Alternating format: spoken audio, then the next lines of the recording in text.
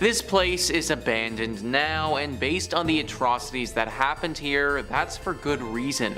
All That's Interesting says, in the early 20th century, abuse against patients in these mental asylums was rampant, but few places were as violent as the Philadelphia State Hospital at Byberry, where multiple homicides were later uncovered. The facility opened in 1903 as a working farm for the mentally ill, and patients from other overcrowded mental health hospitals were sent there to heal.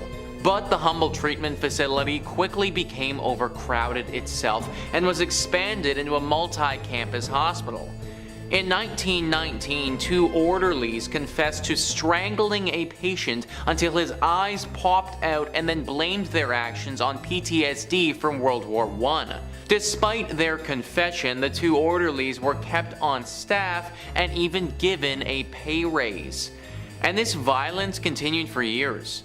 In 1989, a groundskeeper stumbled upon the corpses of at least 2 other patients. Violence between patients was just as common.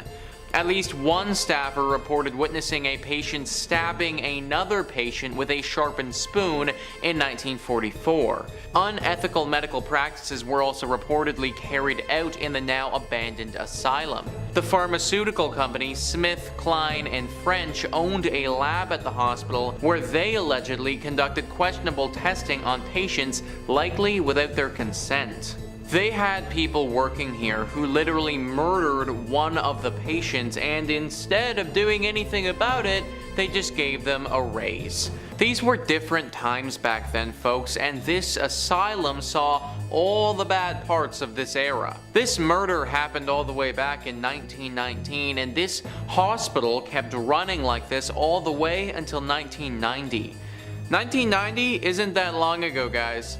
We're only a few decades removed from this horrible institution operating. And the crazy part about all of this is that a place like this is meant to help people. What a joke that ended up being. Number 4 on this list is the Beechworth Asylum. This asylum has definitely been talked about on this channel before in relation to haunted asylums. All That's Interesting says, in October 1867, the sprawling Beechworth Lunatic Asylum was opened in Australia. The facility was built on a hill due to the erroneous belief at the time that high altitude could cleanse patients of their mental illnesses. As was typical of early institutions, the abandoned asylum took in a massive number of patients. At its peak, it housed about 1,200 patients and employed 700 staff members. Also, like most facilities of the 19th century, the treatments at Beechworth were notoriously violent. Doctors subjected patients to straitjackets and shackles. Electroshock treatments were common practice there, so much so that they were reportedly mass shock sessions where nearly the entire patient population was shocked simultaneously.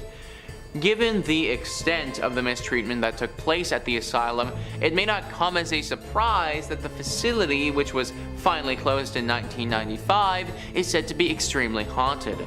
Those who worked at the hospital during its last years alleged that the hauntings began long before the hospital was shuttered. The most famous ghost who's seen these days is Matron Sharp. She was said to watch over the patients as they were shocked by the other nurses and doctors.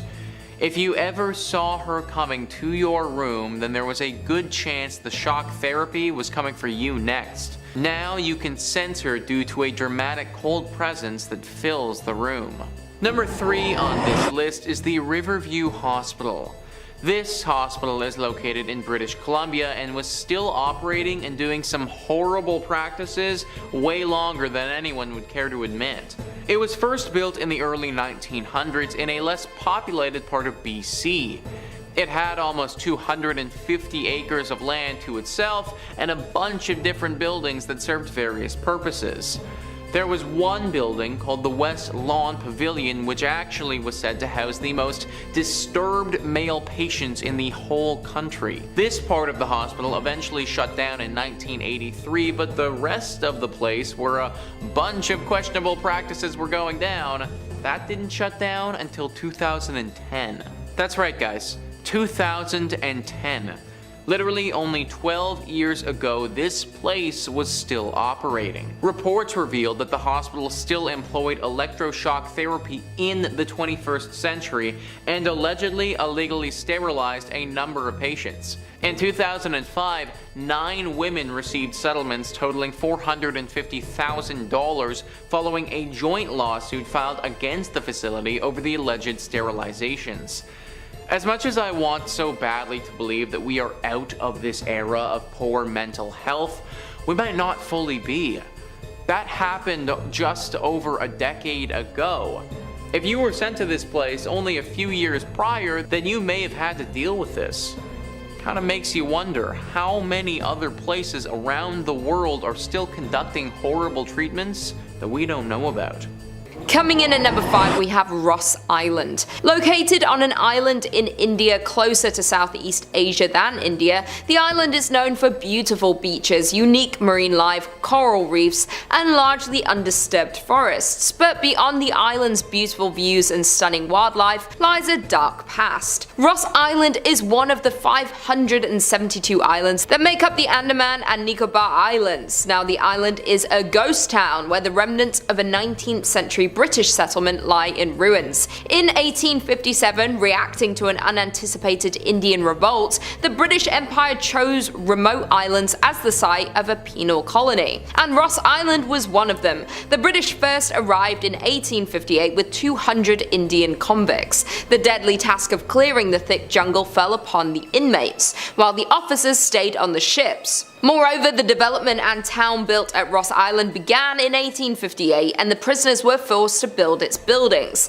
The island was transformed to resemble a British town, with houses, offices, clubhouses, bakeries, stores, churches, and everything else that the British would not miss when they were away from home. The British ruled Ross Island for more than 80 years, up until nature was against the development. In 1941, a gigantic earthquake affected the island and left the town on the island completely ruined. The British thought rebuilding the town would not be worth it, and overnight left the island in complete ruins. Abandoned in the 1940s, the island is now being reclaimed by nature. Homes, a massive church, ballrooms, and even a graveyard all are in varying stages of decomposition, being taken over by an unyielding forest. In at number 4, we have Terlingua, Texas. Near the Mexican border, you'll find the town of Terlingua, Texas. In the 1800s, it was discovered that the area in which Terlingua was built was plentiful in cinnabar, a red mercury sulfide, from which mercury can be extracted. This caused an influx of miners to the area, but it wasn't until Jack Dawson's discovery and production of the area's first mercury in 1888 that it drew a population of 2,000, and by 1900 there were 4 mining companies in the area. When the Chiso's mining company opened in the mid-1800s, workers and their families quickly relocated to the Terlingua, Texas. The Chiso's mining company was founded and began operations in 1903 near Terlingua, Texas. The company specialized in the extraction of quicksilver and mercury. In 1799, Charles Harvard discovered that compounding the element produced fulminate mercury crystals, establishing its marketability. These crystals are useful in the production of gunpowder cartridges and shells. Mercury production had peaked during the First World War, but began to fall, thus Chiso's mining company had filed for bankruptcy and the miners began to trickle out. When the mine went bankrupt in 1942, Perry sold it and moved away. The population was around 3,000 at its peak, though it said that everyone up and left the municipality in the 1940s once the mercury was picked through. Thus, the once busy city became the ghost town we know today. It is now home to 110 people. By the end of the war, it was an abandoned ghost town. In at number 3, we have Kennecott, Alaska. A once flourishing town with businesses, shops, a train, and a lively community is now left as a ghost town. The town of Kennecott in Alaska was flooded with people after copper was discovered in 1900. After the discovery, a group of wealthy investors formed the Kennecott Copper Corporation to mine the mountains above the Kennecott and Root glaciers. In the 27 years the mine was in full operation, the company and town grew significantly in fortune and people, and at its peak Kennecott employed 600 people. But by 1938 the copper was mostly gone, the mine was shut down and the town was left abandoned. The town was abruptly abandoned by its citizens, leaving most of their possessions behind. Since the middle of the 1950s, the place had been completely deserted, with the the railroad discontinued service that same year. Reports of ghosts along the abandoned tracks of the Kennecott train have been claimed for decades, while other visitors report having seen old tombstones along the route of the tracks, though the gravestones then vanish by the time the visitors make their return trip. Others have reported hearing disembodied voices and phantom children laughing. Reportedly, a 1990s construction project were halted after workers were scared away by the creepy sounds and unexplainable events. In at number 4 we have Rhyolite, Nevada. Founded in 1904 and abandoned by 1916, Rhyolite was one of several short-lived boom towns from the late gold rush era. People were drawn to the desert on the edge of Death Valley by the promise of gold found amongst quartz in local mines. And by 1906 the town had all the promising indicators of permanence and the largest population in the area.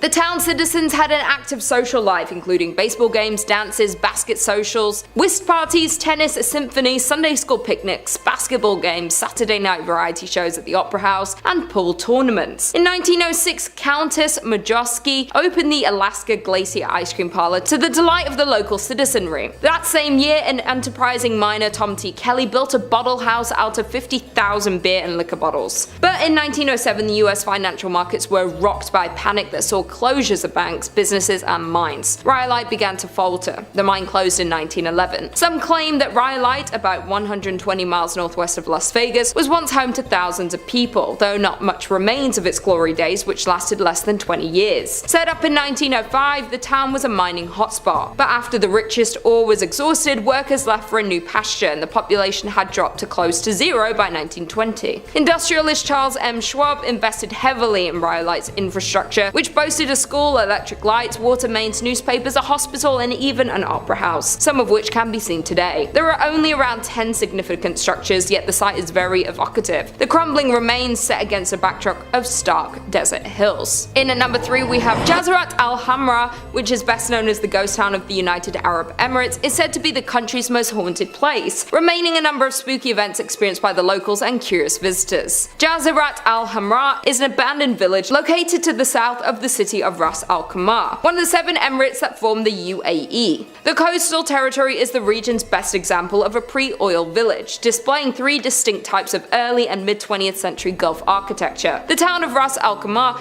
is the crumbling remains of a once thriving fishing village. The name translates to Red Island for the red and bronze colour of the sand on which the town was built. The former tidal island was predominantly home to the Zab tribe, who by 1831 developed the area into a renowned pearling trade center. It was home to over 4,000 inhabitants and dozens of fishing and trading ships, and with its good fortune came expansion that continued well into the start of the 20th century. But by 1968, Al Jazirat Al Hamra became nothing more than an abandoned town, due to a clash between the tribe and Sheikh Saka bin Mohammed of Ras Al Khaimah due to some unclear reasons. Thus, most of them migrated to Abu Dhabi. The village consisted of 334 buildings, including 18 shops and 11 mosques, and is nearly unchanged since its people left in 1968. Al Jazirat Al Hamra, now filled-in patch of land in the south of Ras Al Khaimah, remained abandoned and untouched. However, rumor has it that this extraordinary quiet and silent village is extremely haunted by the jinns. People even gossip that they can hear the strange noise and disembodied voices near the beach of this ghost village. Many visitors also assert that they felt uneasy, like danger was lurking, waiting for them when they pressed on further into the haunted village. Some of them even claim to have reported seeing unexplainable handprints on the ruined pillars and walls and experienced many more paranormal things within this haunted ghost town. In at number 2 we have Pyramiden, Norway. Some say that the Soviet town of Pyramiden, Norway was abandoned overnight and for a good reason. Located in Svalbard, an archipelago situated between Norway and the North Pole, Pyramiden can be reached by boat from about mid-May until the beginning of October, when waters bordering the town are free from sea ice. Established in the 17th century, the town was used as a base for whaling and walrus trapping. Though at the start of the 20th century the culture shifted to coal mining. At first, Pyramiden was a sleepy place with hardly any residents at all, but after World War II the Soviets allocated more money to the town. They constructed dozens of new buildings, including a hospital, a recreation center called the Cultural Palace, and a large cafeteria. In the 1980s the town's population reached its peak of more than 1,000 people, but not long. Due to the wake of the Soviet Union's dissolution, the town would be left completely abandoned. As when the Soviet Union fell apart, mining stopped in Pyramiden and the miners had to leave. On March 31st, 1998, the last coal was extracted from the mine, and the approximately 300 workers who still lived there began shipping out. The residents never returned, and today the town still stands much as it was when the last men departed. Number 2.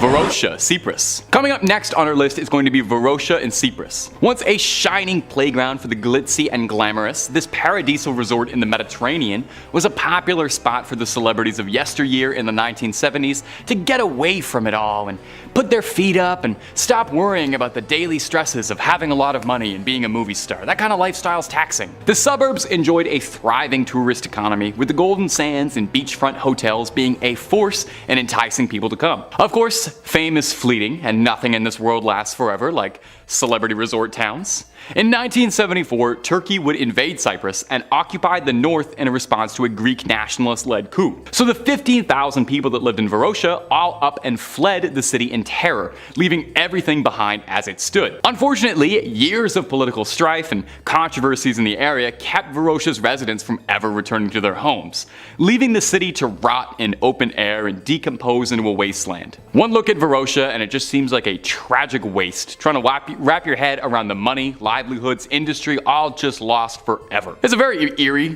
feeling looking at the photos of Varosha, seeing the earth try to take the city back. Buildings crumbling, trees sprouting through the bottom floors of cafes and restaurants. Well, why not just go in, fix the place up a little, sweep up, clean it? Well, decades of neglect have done inconceivable damage to the infrastructure. The city has crumbled and wasted away so much that experts estimate that it would take upwards of $12 billion to make the decrepit city livable once again. So for the time being, it'll probably remain as a time capsule, frozen from better years where things were bright for this forgotten city. Number 1. Oradour-sur-Glane. Our final entry for this list today is going to be the somber story of the village of Oradour-sur-Glane, an abandoned town in France, infamous for being host to one of the worst massacres in French history during the Second World War. It's believed that the attack was an act of revenge because of the village's support of the resistance.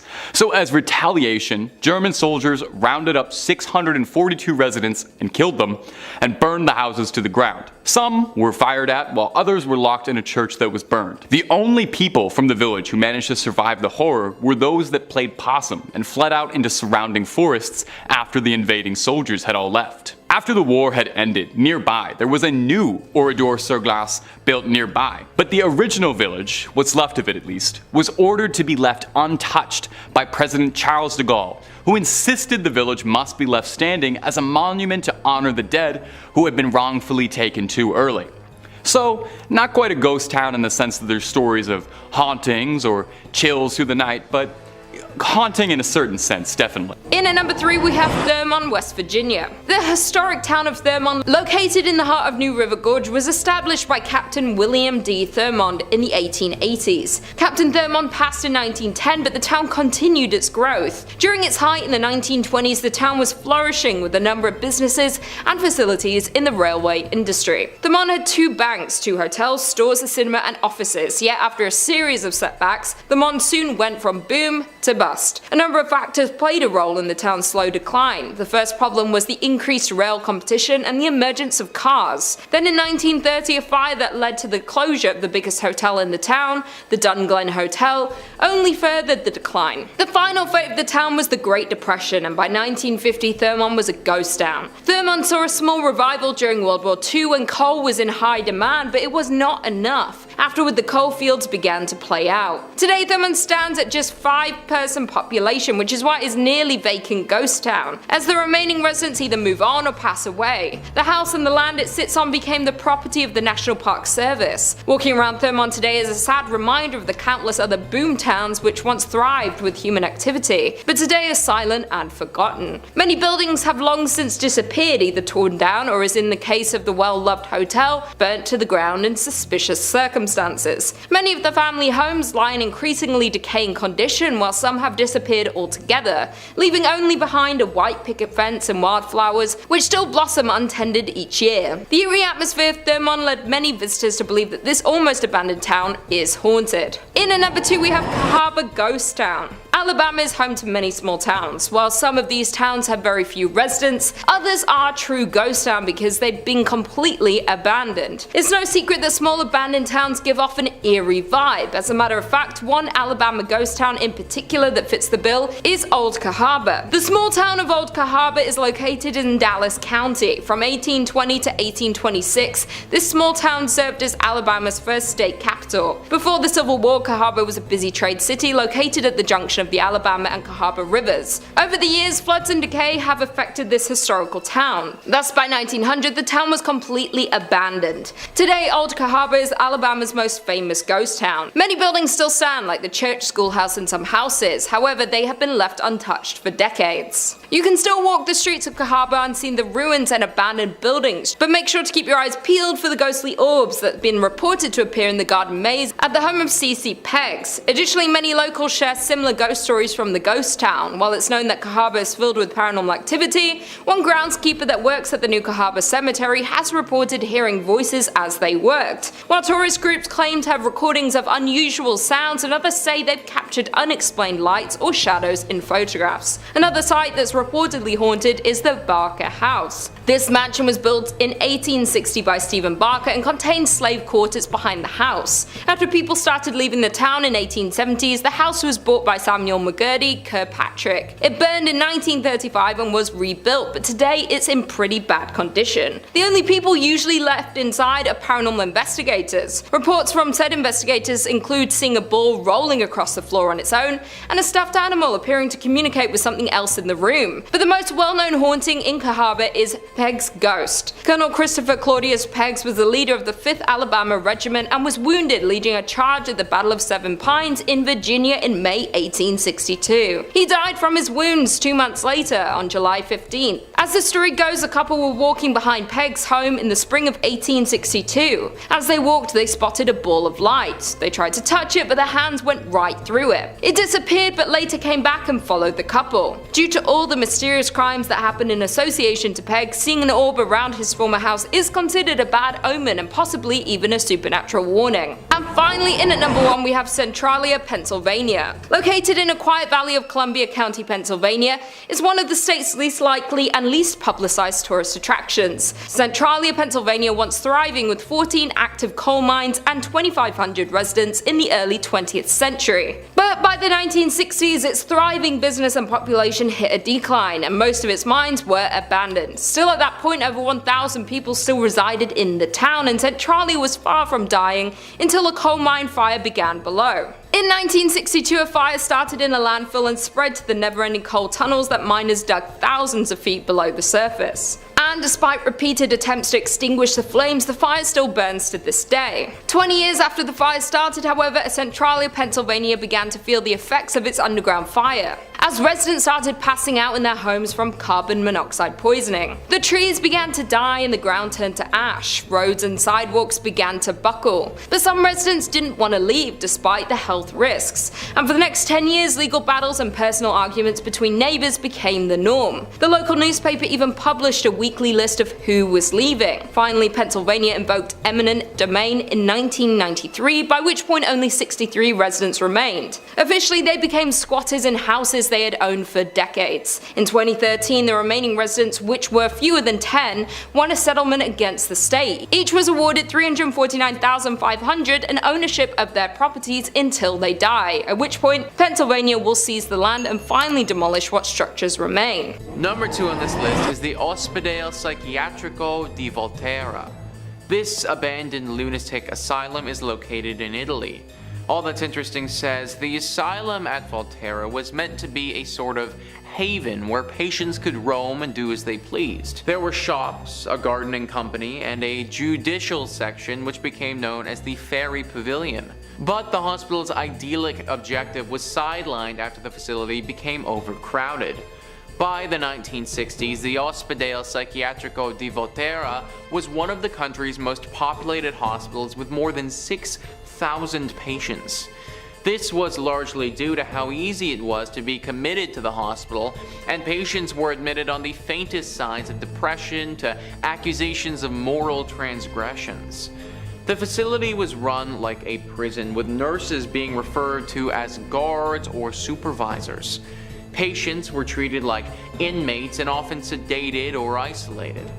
The cures they were given included electroshock treatments, insulin-induced comas, and ice tank submersions. Patients at the Volterra facility suffered immensely until the hospital was abandoned in 1978 following the passage of the Poveglia law, which mandated the closure of all mental hospitals in Italy.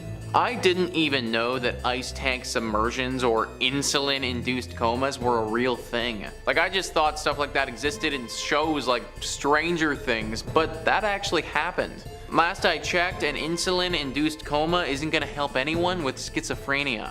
Number 1 on this list is the Willard Asylum. Once again, guys, we have an asylum who initially wanted to help people but ended up doing the exact opposite. All That's Interesting says Willard was a state-of-the-art facility that featured a gymnasium, arts and craft classes, a movie theater, and even a bowling alley.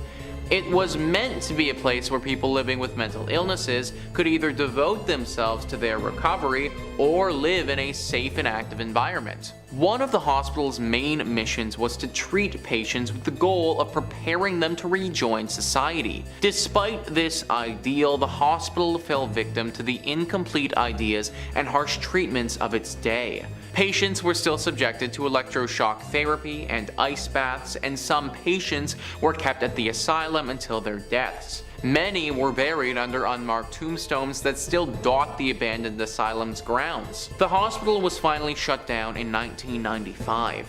Perhaps most tragic about the asylum's history, however, was the discovery of hundreds of suitcases that were found cataloged in the hospital's attic upon its closure. These were the belongings of patients who died in the hospital and were unclaimed by next of kin.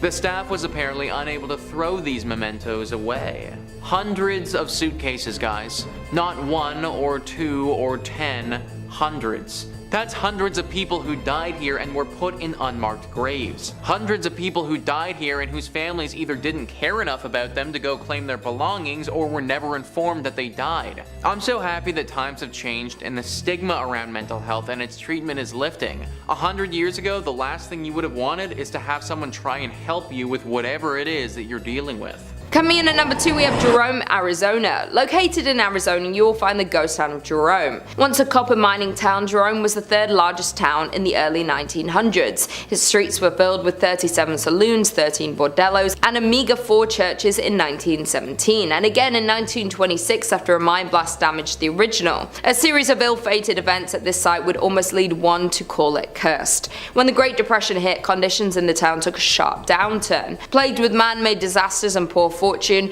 Jerome's population gradually dwindled from thousands to somewhere between 20 to 50 residents. Finally, in 1950, the town was abandoned for good. A number of visitors have recounted other mysterious sightings. Visual apparitions range from human-shaped figures that roam the halls and stairways of the old hotel to a friendly animal that is said to scratch and meow at the doors. Additionally, one of the town's most well-known ghosts is said to lurk at the town's community center. Formerly called Lawrence Memorial Hall, the building is more often familiarly termed Spook Hall due to several strange happenings. With all the other apparitions wandering about this historic town, the cemetery, of course, known as the most haunted place in the whole town. Visitors here have made numerous reports of dark figures moving about, the sound of ethereal footsteps, and the sounds of distant voices. The old cemetery includes graves dating from 1897 to 1942. And finally, in at number 1, we have Cerro Gordo, California. Cerro Gordo is a ghost town located in Death Valley and is considered one of the best abandoned places in California. Cerro Gordo means fat hills in Spanish. It was named this for the vast amount of silver it contained. By the end of 1869, the city flourished and became well known for its promising business. By 1871, Cerro Gordo was well established as a mining town. The American Hotel was completed that year, as were several other permanent structures,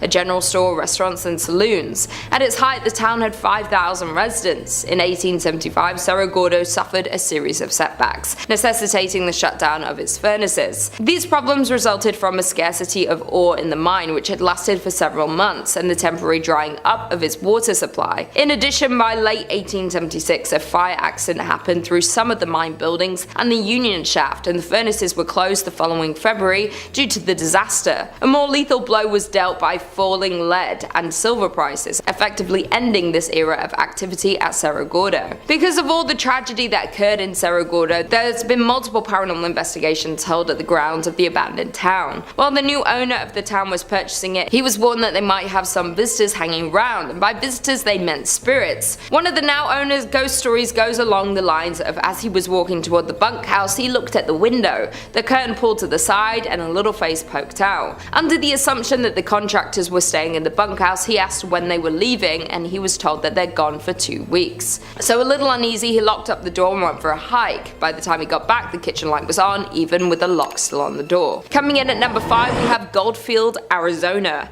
Being deemed as one of Arizona's most haunted places, we have the town of Goldfield. Founded in 1893, Goldfield was a promising land for gold mining. The town grew rapidly, gaining 1,500 residents during its first year. The space was quick to build businesses including stores, a blacksmith, a butcher, a brewery, and 3 saloons. Though the town of Goldfield met its fall just as quickly as it was built up. After 5 short years, the gold ran out and people began to dwindle, eventually leaving it fully abandoned, securing its ghost town status. Being classified as a ghost town doesn't necessarily mean a place is haunted by ghosts, but this is not the case for the Goldfield ghost town. There's plenty of documentation and investigations that point to Goldfield being a paranormal active ground. It is known that a mysterious figure lurks within the shadows of the Goldfield ghost town, Bordello. It is unclear who this spirit would have been in life, yet it is commonly believed he was once a miner who lived in the town. Unexplainable knocks and bangs are heard in the building, and some unfortunate visitors have been scratched. This activity is attributed to a dark character who's usually seen wearing a cowboy hat. Just on the horizon of the Goldfield ghost town sits a landscape made ominous by its name and the legend surrounding it. The Superstition Mountains are cloaked in mystery and at the center of many fables, making them notorious among the paranormal community. The Superstition Mountains carry many secrets, the most famous being the location of a supposed deposit of gold and riches in the Lost Dutchman's gold mine. A curse has kept this treasure safe since the days of Goldfield's mining boom. Many have set out to locate these riches, and many have returned empty-handed or found only death. Countless adventurers have perished in the Arizona heat pursuing this chase. Their ghosts are said to now haunt the mountainside. Other secrets of the mountain have people believing that the hill is a place where evil spirits hid and told stories of a devil that lived behind the mountain. There's also a rumored apparition of a hugely tall skeleton named the Borrego Phantom, which appears to those exploring the mountain after dark. Another layer of creepiness is added to the mountain by the local legend that reptile-looking people surface there after dark. All of these creepy mysteries are summed up pretty nicely in the Superstition Mountain's name. In at number 4 we have Glen Rio, New Mexico. Found on the state border of Texas and New Mexico lies the town of Glen Rio. Founded in 1901, it was a town where wheat and cattle farmers settled and grew a community. Being divided between 2 states made for some unusual customs in Glen Rio. The mail would arrive at a train depot on the Texas side, but would have to be transported to the post office on the New Mexico side. The Texas side was part of a dry county, so all the bars were on the New Mexico side. Because the gasoline tax was higher in New Mexico, all the service stations were on the Texas side. By 1920, Glen Rio had a hotel, a hardware store, and a land office, as well as several grocery stores, service stations, and cafes. Though Glen Rio's permanent population never rose above 30 people, the town survived with its tourist-based businesses catering to the many travelers along Route 66. By 1985, only 2 residents remained in the small town, and the Texas post office was the only business open. It too has long since closed. Other buildings have overgrown sites, missing windows, or debris surrounding them. The detritus of 4 decades when Glen Rio welcomed tens of thousands, fed and entertained them, and sent them on their way towards Chicago or California. In at number 3 we have Nevada City in Montana. Miners settled in Nevada City in 1963, along with establishing their homes and businesses in this new town. Located in southwestern Montana, the town is 1.5 miles from Virginia City. The town was thriving up until 1876 when the gold miners moved to other promising sites. In 1896, the Connery Placer Mining Company destroyed most of the city's buildings. The company dredged the gulch and later abandoned it, leaving heavy wooden barges. This abandoned town being haunted is old news, as the Nevada City Hotel is reported to be frequented by the apparition of a road agent who lost their life nearby, according to online sources.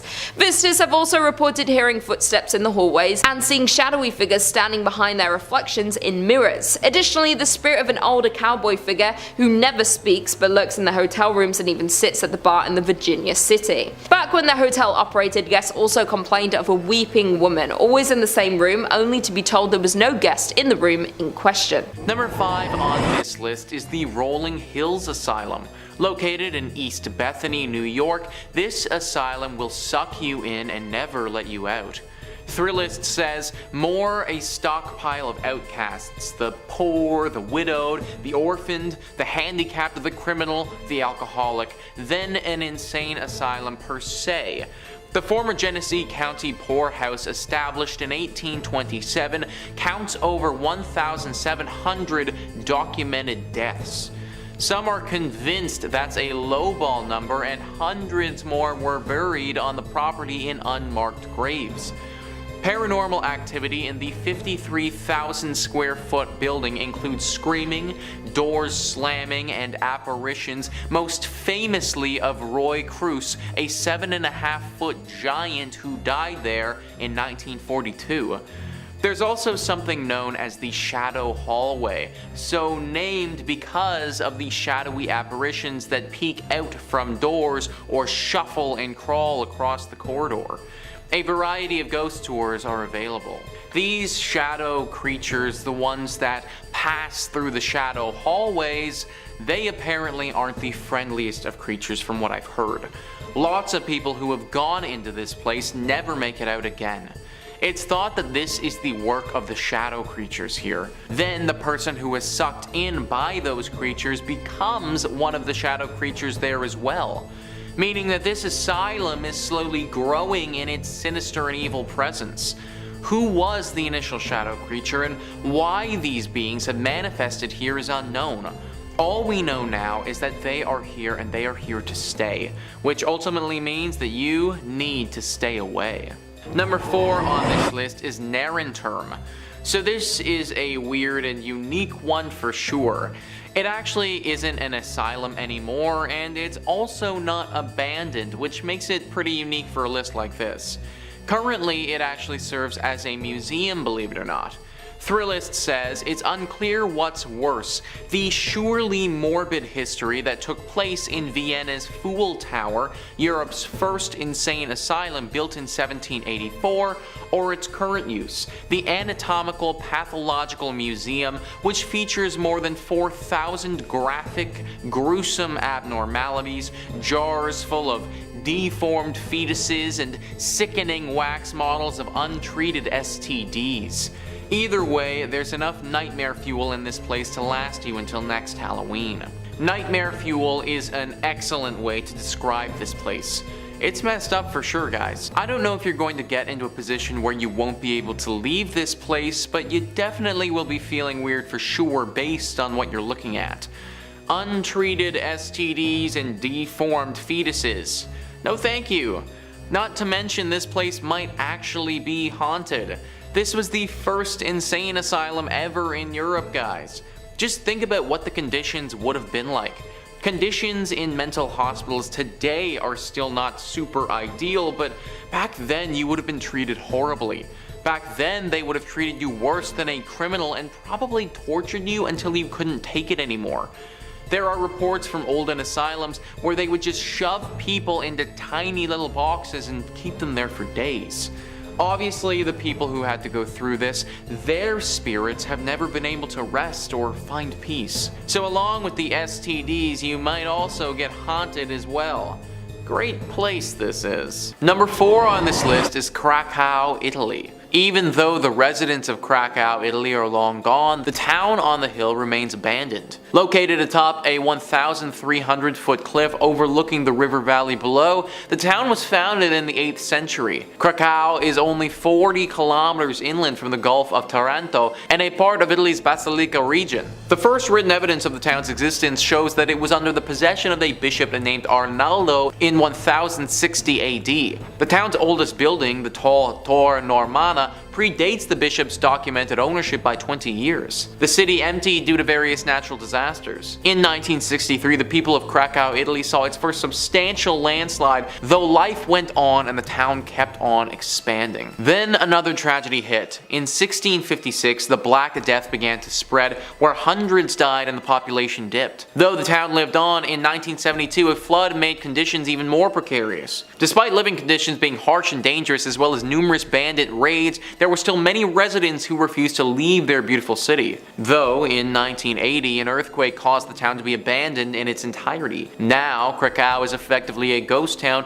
reduced to nothing but ancient ruins for half a century. It's an eerie look at a once thriving village that's now known as a ghost town. The oldest part of Krakow, built on solid bedrock, still remains standing. As beautiful as Krakow is, the land and location have proven not suitable for habitation. From its rich tragic history and frozen in time as a medieval town, it's only safe to assume that the town is haunted by its past. In at number 5 we have Batsto Village in New Jersey. Located in New Jersey, Batsto Village is a historic community centered around the Batsto Iron Works. The site was ideal for ironwork because there was water for mills, abundant wood for charcoal, and naturally occurring bog iron. The well-preserved and lovingly restored village dates back to 1766. As the operation of ironwork grew, so did the village. There were mills, cottages, and over 3 dozen structures and buildings still remain, many from the early 1800s. But by mid-1800s, iron production declined due to the discovery of coal ore. As the need for iron declined, then glassmaking was pursued by the town, but at that point the population already started to dwindle. When Joseph Wharton purchased the property, he primarily focused on forestry and agricultural endeavors. After Joseph Wharton passed in 1909, the property was managed by a trust. The state of New Jersey began buying the land in the 1950s. The last resident to leave the town left in 1936, but not before strange disappearances occurred. According to local legend and a bunch of conspiracy theorists, Ong's Hat offers a portal to a different dimension. In the 1970s, a few professors from Princeton fled there after being mocked by their quantum physics theories. This was when they claimed to have discovered interdimensional travel. According to other local legends, the devil is the 13th born son of the Leeds, the first inhabitants of New Jersey. Mother Leeds gave birth to a healthy baby, who within minutes transformed into this beast. This old ghost town is said to be a hotspot for the Jersey Devil activity, and in the last 50 years there have been numerous reports and encounters with the beast in this area. Some of these encounters include strange tracks along with hearing screams just outside of the village. One sighting of the Jersey Devil comes from a group that saw the creatures crossing the street in front of them. When visiting the village, some say you can feel his presence as if he's walking right behind you. In at number 2 we have Ludlow, Colorado. Located about 12 miles north of Trinidad, Ludlow, Colorado is a ghost town known for an infamous event in 1914. A former mining camp, it was the location of the Ludlow Massacre. Beginning in 1910, the resident coal miners grew unhappy over their dangerous working conditions and began to debate a strike. By 1913, a strike had begun, much to the dismay of owner John B. Rockefeller. On April 20th, 1914, there was a massacre in Ludlow, where the Colorado National Guard and Colorado Fuel and Iron Company guards attacked miners, burning their tents to the ground. Known as the Ludlow Massacre, 25 people lost their lives. The massacre was the height of the Colorado Coalfield War, which began a year earlier in 1913. 2 coal mining counties, Las Animas and Huerfano, were the centers of the conflict. The United Mine Workers of America led the strike against the Colorado Fuel and Iron, owned by Rockefeller. They were upset over the horrible working conditions. Both parties led attacks back and forth over the years. Today, the old company town of Ludlow still stands as a ghost town, and the site of the tent city is also kept reserved, now under the care of the United Mine Workers of America. A monument to the deceased was was also built by the Union at the site. In addition, the cellar where so many innocents perished is still in place. The doorway can still be seen and the dark depths of the pit can still be viewed. Though this isn't recommended, as many people who visit the abandoned ghost town report a strange feeling when looking through the doorway, and even worse, possible whispers around them with an unexplainable source. And finally, in at number 1 we have Helltown, Ohio. The abandoned town known as Helltown can be found in the Cuyahoga Valley in Ohio. There sits an eerie, deserted town known by locals to be haunted. No people live in the area anymore, though there are still remnants of the lives of former residents left behind. The whole town is surrounded by hazardous roads that seemingly lead to nowhere. Locals believe this was done to confuse any wandering explorers. But the Helltown Church seems to have inspired the town's ominous name. The tiny white church is in the center of Helltown and is central to all local theories. Some say the church was a place of worship for practicing Satanists who still lurk around the closed-off roads, hoping to recruit unwelcome visitors. Others believe the town was evacuated after a chemical spill that resulted in bizarre mutations of the residents and animal population. The legend of the Peninsula Python stems from this theory. There even sits an abandoned school bus in the town with legends of its own. The story goes that the bus was carrying a group of high school students who were going to one of the ski resorts near Boston when an elderly woman flagged down the bus. She was in a panicked state and explained that there was a young boy in her house who was seriously hurt. The bus driver, in an attempt to help, turned down her driveway and drove into the woods hoping to help the boy. When the bus approached the house, Satan worshippers swarmed it and sacrificed all those on board. The bus sat back there for over 30 years, standing as a warning to all who decide to venture into Helltown. A local paranormal investigator set out to research the abandoned town, and to his surprise, what he discovered was truly frightening. He describes Helltown as not just truly abandoned, but is home to many spirits and hauntings. His personal experience with a ghost encounter was returning to his car to find strange people looking into his car windows. Both times the people vanished as soon as they saw him approaching the car before he had a chance to speak to them. Coming in at number 4 we have Bannack, Montana. The once bright star of Montana is now a ruin, a town in arrested decay, with few remaining storefronts, saloons and hotels. The town was founded in 1862 when a group of Pikes Peakers from the goldfields of Colorado set up camp on the banks of the creek. Finding gold, the miners staked claims and promptly failed to keep the find a secret. By the spring of 1863, the area boasted a population of 5,000. By 1864, Bannack had started to fade, losing importance. The remnants of the past still exist with empty buildings and weathered wood. Today, over 60 structures remain standing, most of which can be explored. The town is known as a site for paranormal activity. It is known that ghosts of the abandoned town walk the streets of Bannack.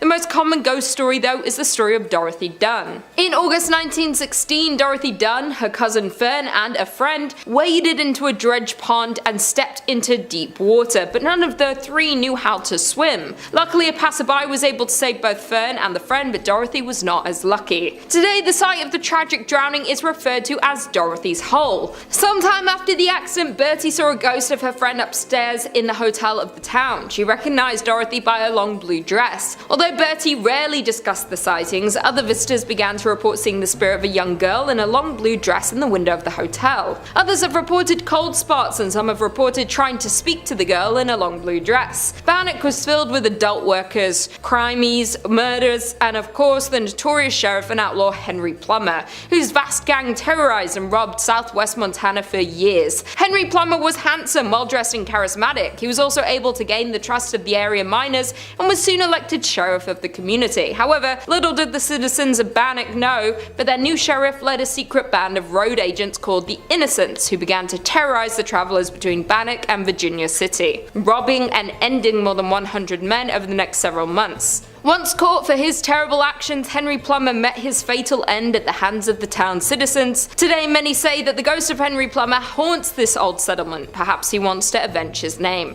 In at number 2 we have Tunich, Belize. I hope that's how you say it. Deep in the jungle of Belize lies an ancient ruins of an abandoned town that has been left to crumble. The town has been left abandoned for over 1,000 years, though before the abandonment of this large and populated town, Tunich was a thriving metropolis. The first construction at the site dates back to sometime in 200 AD, with the growth of the town continuing until its final days of functioning as a city. The town grew to consist of many temples and palaces, including its largest and most recognizable, known as El Castillo. Exuna has lied abandoned since around 1000 AD. It is thought that due to consistent devastating events such as an earthquake and other natural disasters, caused a sudden evacuation of the large Mayan city around 700 AD. The disaster caused extensive damage to the main pyramid of Exuna.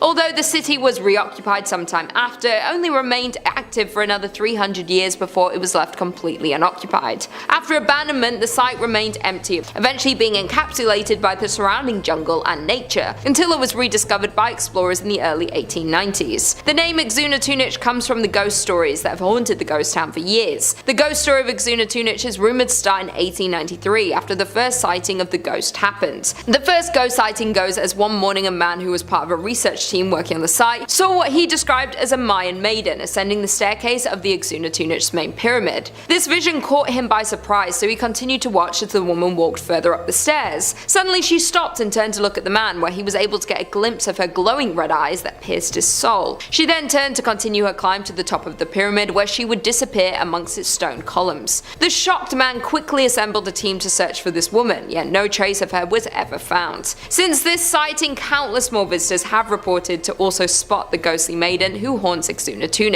She is always described to be ascending El Castillo's stairs. To this day, the sightings and reports from visitors continue. The ghost frequency is what gives Exuna its name, which translates to the Stone Lady in the Mayan language. Some believe that this Mayan maiden have formerly lived within the city many years ago. Others believe that she was a human sacrifice, trapped to relive her last moments of ascending to the top of the pyramid where her ritual would have been conducted. Then there are a few who believe her to be some sort of ancient godly spirit linked to the site and the Mayan culture. And finally, in at number 1 we have Calico, California. The ghost town of Calico can be found in California, midway between Barstow and Yermo. The beginning of the town started in 1875 and was built under the impression that there were prospects for silver in the Calico Mountains. But in the spring of 1883, many of the local miners left Calico when borax was discovered 3 miles east at Borate.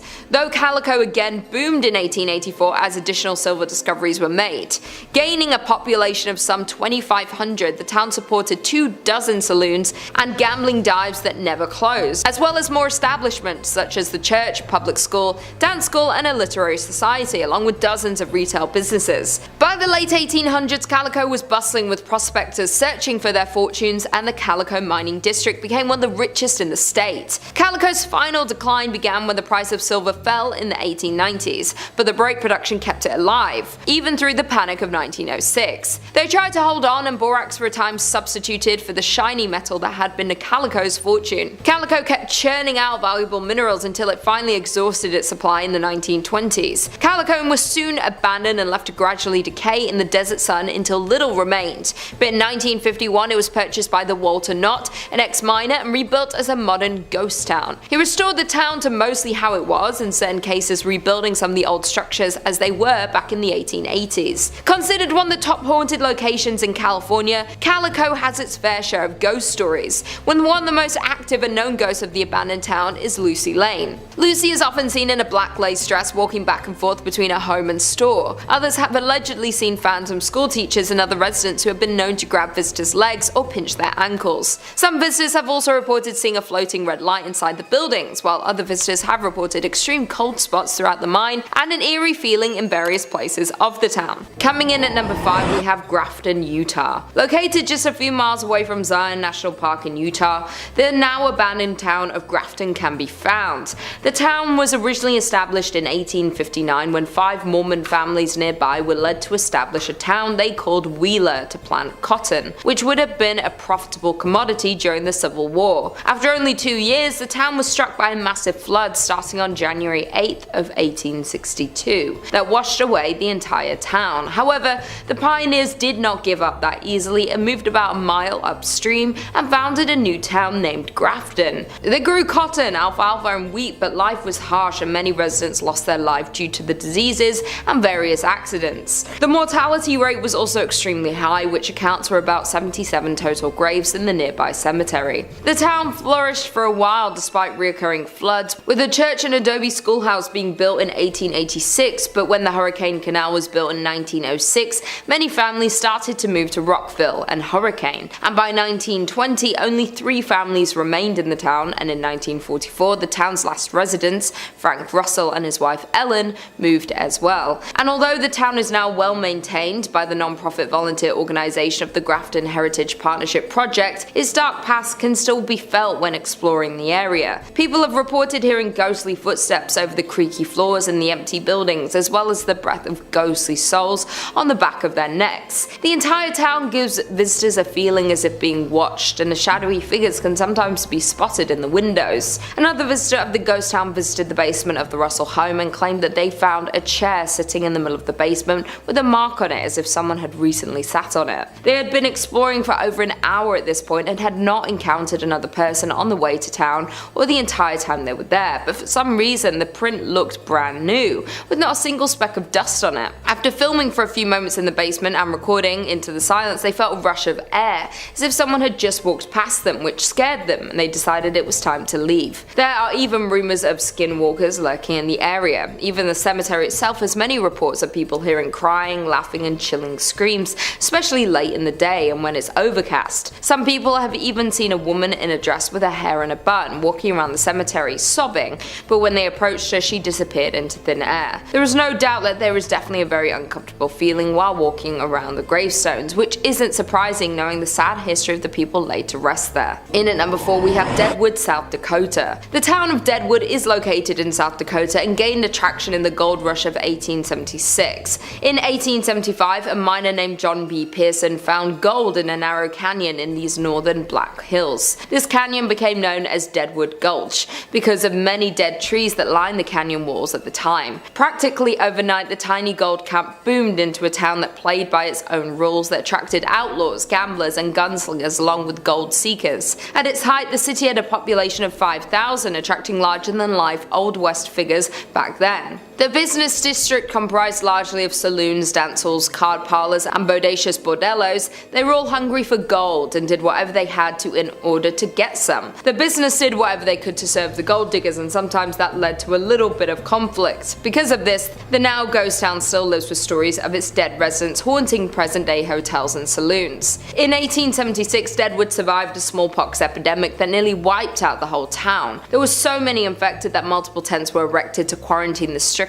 In addition, it suffered 3 major fires. One devastating fire occurred on September 26, 1879, destroying more than 300 buildings and consuming the belongings of many inhabitants. Many numerous economic hardships also followed, pushing it to the verge of becoming another Old West ghost town. One of the most paranormally active sites in the ghost town is the Adam House. Built in 1892 after owner W.E. Adams had a stroke on the premises, his wife was so disturbed by the sounds of his ghost still walking around, rocking the rocking chairs and so forth, that she moved and left the house untouched, exactly as it was when he died. Now visitors and employees report having seen a rocking chair rock on its own, encountered a shadowy man standing at an upstairs window, and heard voices and footsteps in rooms throughout the house. In at number 3 we have Garnet, Montana. Found in Montana, the abandoned town of Garnet was another gold rush town that drew thousands of hopeful miners. Between 1862 and 1916, gold was mined from the area. During the peak of the town, it had hotels, saloons, schools, and stores in the midst of the town's biggest years. A 1912 fire burned down half of the town, and what was lost was not rebuilt. Many of the remaining structures were in poor condition even when they were lived in and regularly visited. This marked the decline of the town, as after 1917 the mine began to offer less and less, and by the time of World War I the town was almost fully abandoned. Garnet is perhaps the best preserved coast town in the state of Montana. There are plenty of people who believe the abandoned buildings are still home to some of the residents who once lived there. Some visitors have reported hearing laughter and music coming from Kelly's Saloon, which is the most common occurrence. I quote, "We didn't experience anything bordering on the supernatural during our visit, but we did find the beautifully preserved artifacts to be windows into Garnet's incredible past." In second place, we have the Topeka State Hospital. So according to the Topeka Capital Journal, a reporter visited the facility at some point during the early 20th century and saw a patient who had been strapped down for so long that his skin had begun to grow over his restraints. So according to my research, this would take many months, if not years, to do so. So I am shuddering. Other patients were chained up, well naked, for months at a time. For many residents at that time, however, life offered a different similar sort of hell, even if they were unrestrained and unending boredom. Patients were given nothing to do, nothing to stimulate their minds, and so they sat in rocking chairs in the hallway all day, rocking and staring and doing nothing else. Thankfully, in 1948, Kansas Governor Frank Carlson, responding to reports of overcrowding and deplorable conditions, convened a panel to, study the problem. The state legislature ended up doubling the appropriations for mental hospitals, and the rocking chairs were removed from the hallway. However, the hospital lost its Medicare and Medicaid accreditation in 1988, and like so many hospitals, lost patients to community-based programs during the 1990s. In 1997, the year I was born, the hospital closed its doors for good. The ghosts that wander what's left of the hospital are those of former patients, which I know, I'm sounding like a broken record. Oh, there's a cemetery on the hospital grounds, which is, the final resting place of patients who died in the hospital. Only 16 of the 1,157 graves have headstones, and most of the souls are left nameless. Visitors to the hospital grounds report seeing orbs and hearing strange moans coming from the cemetery. Yeah, no thank you. In first place, we have Century Manor. So built in 1884 on the outskirts of Hamilton, Ontario, Century Manor was the second major structural component of the Hamilton Asylum for the Insane, an institution initially established for the treatment of alcoholics. Newspaper articles published in the late 19th and early 20th centuries documented at least 9 self-deaths committed in the building, as well as several attempts made by inmates who escaped the hospital. Century Manor was also the scene of several strange accidents and horrific crimes. One female patient fell to her death while attempting to, escape out a window using a rope made from bed sheets, while another had her skull crushed by a falling elevator. One particularly troublesome male inmate was allegedly slugged to death by orderlies, while another split open the head of the asylum's head baker with an axe. No biggie, right? Apparently the living conditions were so bad that in 1910, a former inmate wrote a letter to the Legislative Assembly of Ontario, stating that the place was an outrage to civilization. Allow me to read what he said. Wretched, vile torment is the order of the institutions. He had seen patients pounded, choked insensible time and time again until redness would run from their nostrils. Oh, I haven't even gotten to the most dramatic tale yet. In the early morning hours of August 11th on 1911, a fire mysteriously broke out on the building's top floor. Firefighters who battled the blaze said that 3 of the inmates they rescued from the burning building broke away from them and leapt back into the inferno. When the embers finally cooled, firefighters found 8 bodies amongst the ashes, including a paralytic who had burned to death in his cell, as well as 5 men huddled together in a small room, burnt to a crisp. Now, the historic building shut its doors for good in 1995 and has sat empty ever since, serving as a haunting reminder of Hamilton's dark and tragic history. And now that we've got the history out of the way, time to talk about the ghosties. My favorite part. Underneath the property of Century Manor lies a system of old tunnels. This first-hand account comes from Jeff Cooper, who was hired to guard the entire West 5th property overnight, and on one particular evening, he was making his rounds and ended up underground and inside the tunnels. He made a turn at one of the corners and found himself lost in a hallway with just one wooden door at the end. He heard voices coming from the other side of the door, so he walked up to it, quickly braced himself, took a few deep breaths, and swung the door open. There, sitting at a table in the middle of a small, dirty old room, were 2 women dressed in old-fashioned nurses' uniforms. They both slowly turned and stared at him directly in the eye, until one of them spoke up and calmly said to the other, "See? I told you he'd find us." The security guard was so frightened that he backed out of the room, slammed the door behind him, and caught his breath. He gathered his nerves a second time and slowly opened the door to a completely empty room. The nurses had disappeared from the room, with no other exits being apparent or visible. The ghosts of the men who lost their lives in the fire are also known to roam what's left of the establishment, so if any urban explorers smell smoke while they're there, don't say I didn't warn ya. Number 3 on this list is Lear Sikanus. With a name like that, you can just assume that it's going to be haunted. Thrillist says about a half hour from Oslo, this asylum was opened in 1926 and today is considered one of the most haunted hotspots in the country. Despite its reputation and the fact that most of the place has been abandoned since 1985, parts of it still house psychiatric patients who share their space with ghosts, shadows, and odd noises. Between 1945 and 1974, the hospital was notorious for conducting experiments on its patients, especially the testing of new drugs that even the pharmaceutical industry was hesitant to try on humans. I don't know where and when people thought that testing already mentally sick people with questionable drugs was a good idea. It seems like this is something that happened a ton in history, and I have no idea how anyone thought this was a good idea.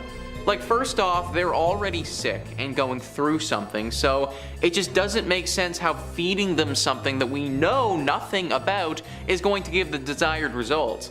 The people who used to do this had to know it was wrong because the patients at this hospital weren't really given any choice in the matter. They were forced to go through these experiments, which often resulted in permanent damage to their bodies, if not death. Those who had to go here from the 40s to the 70s literally could not leave. They were stuck here, and they just had to pray that they didn't get the worst of the experiments. Thank your lucky stars that you didn't have to go to this place during this time, or you would never be able to get out. Number 2 on this list is the Poole Park Asylum. This asylum in Wales has been abandoned for over 3 decades now. Atlas Obscura says, like any good abandoned asylum, damp, dilapidated, and deathly silent. The estate of Poole Park began as a deer park for the nearby Ruthin Castle. Following its time as a hunting ground, the property was passed between a series of wealthy landowners. The elegant mock Tudor-style manor house that still stands today was constructed in 1862 for the second Lord Bagot. In 1937, the house was sold to the North Wales County's Mental Hospital, which was in need of a second location to house overflow patients from the nearby Denbigh Insane Asylum. Poole Park held 87 patients at capacity, but in times of need had as many as 120. For a brief stint of time during World War II, the grounds also held a prisoner of war camp. Today, the solid wooden floors and intricate wood paneling have rotted due to water damage. The house has been looted for lead and copper, and its ceilings are dripping water and shedding plaster. You'll be hard-pressed to find an intact window. This was a smaller asylum than some of the other ones on this list, but don't take that to mean that it wasn't as bad or brutal. People suffered here, just as much as in the bigger asylums. It was just a bit more personal here, considering there weren't that many people. It also wasn't just mental patients who suffered, but as you can probably imagine, the prisoners of war didn't fare too well either. There were definitely a few disappearances, if you will, during that time of the asylum's life. Now, people are free to come and go as you wish, considering the asylum is abandoned, but there are a few ghosts that are fully trapped here. These ghosts are of mental patients and war vets alike, and they are forever bonded to this place, forced to live in this horrible purgatory. You probably don't want to visit this place for fear that they could keep you there with them. And finally, number 1 on this list is the Creedmoor Psychiatric Center, Building 25. High probability that if you got sent to this place, then you are never getting out again. Atlas Obscura says, opened in 1912, Creedmoor State Hospital was initially the farm colony of Brooklyn State Hospital, now Kingsborough, with 32 patients who worked the farmland as part of their treatment. Like many other similar institutions, over the first half of the 20th century, the population at Creedmoor rapidly expanded before deinstitutionalization occurred beginning in the 1950s, at which point the hospital shrank from 8,000 to 500 patients in the span of only 4 decades. The 1970s were a rough time for the hospital when crime infested the campus. 3 assaults, 22 violent assaults, 52 fires, 130 burglaries, 6 people taking their own life, a shooting, and a riot occurred within 20 months of each other. It was around this time that Building 25 was abandoned. Never sold off or demolished, it has been rotting on the hospital grounds since it was vacated in the early 1970s.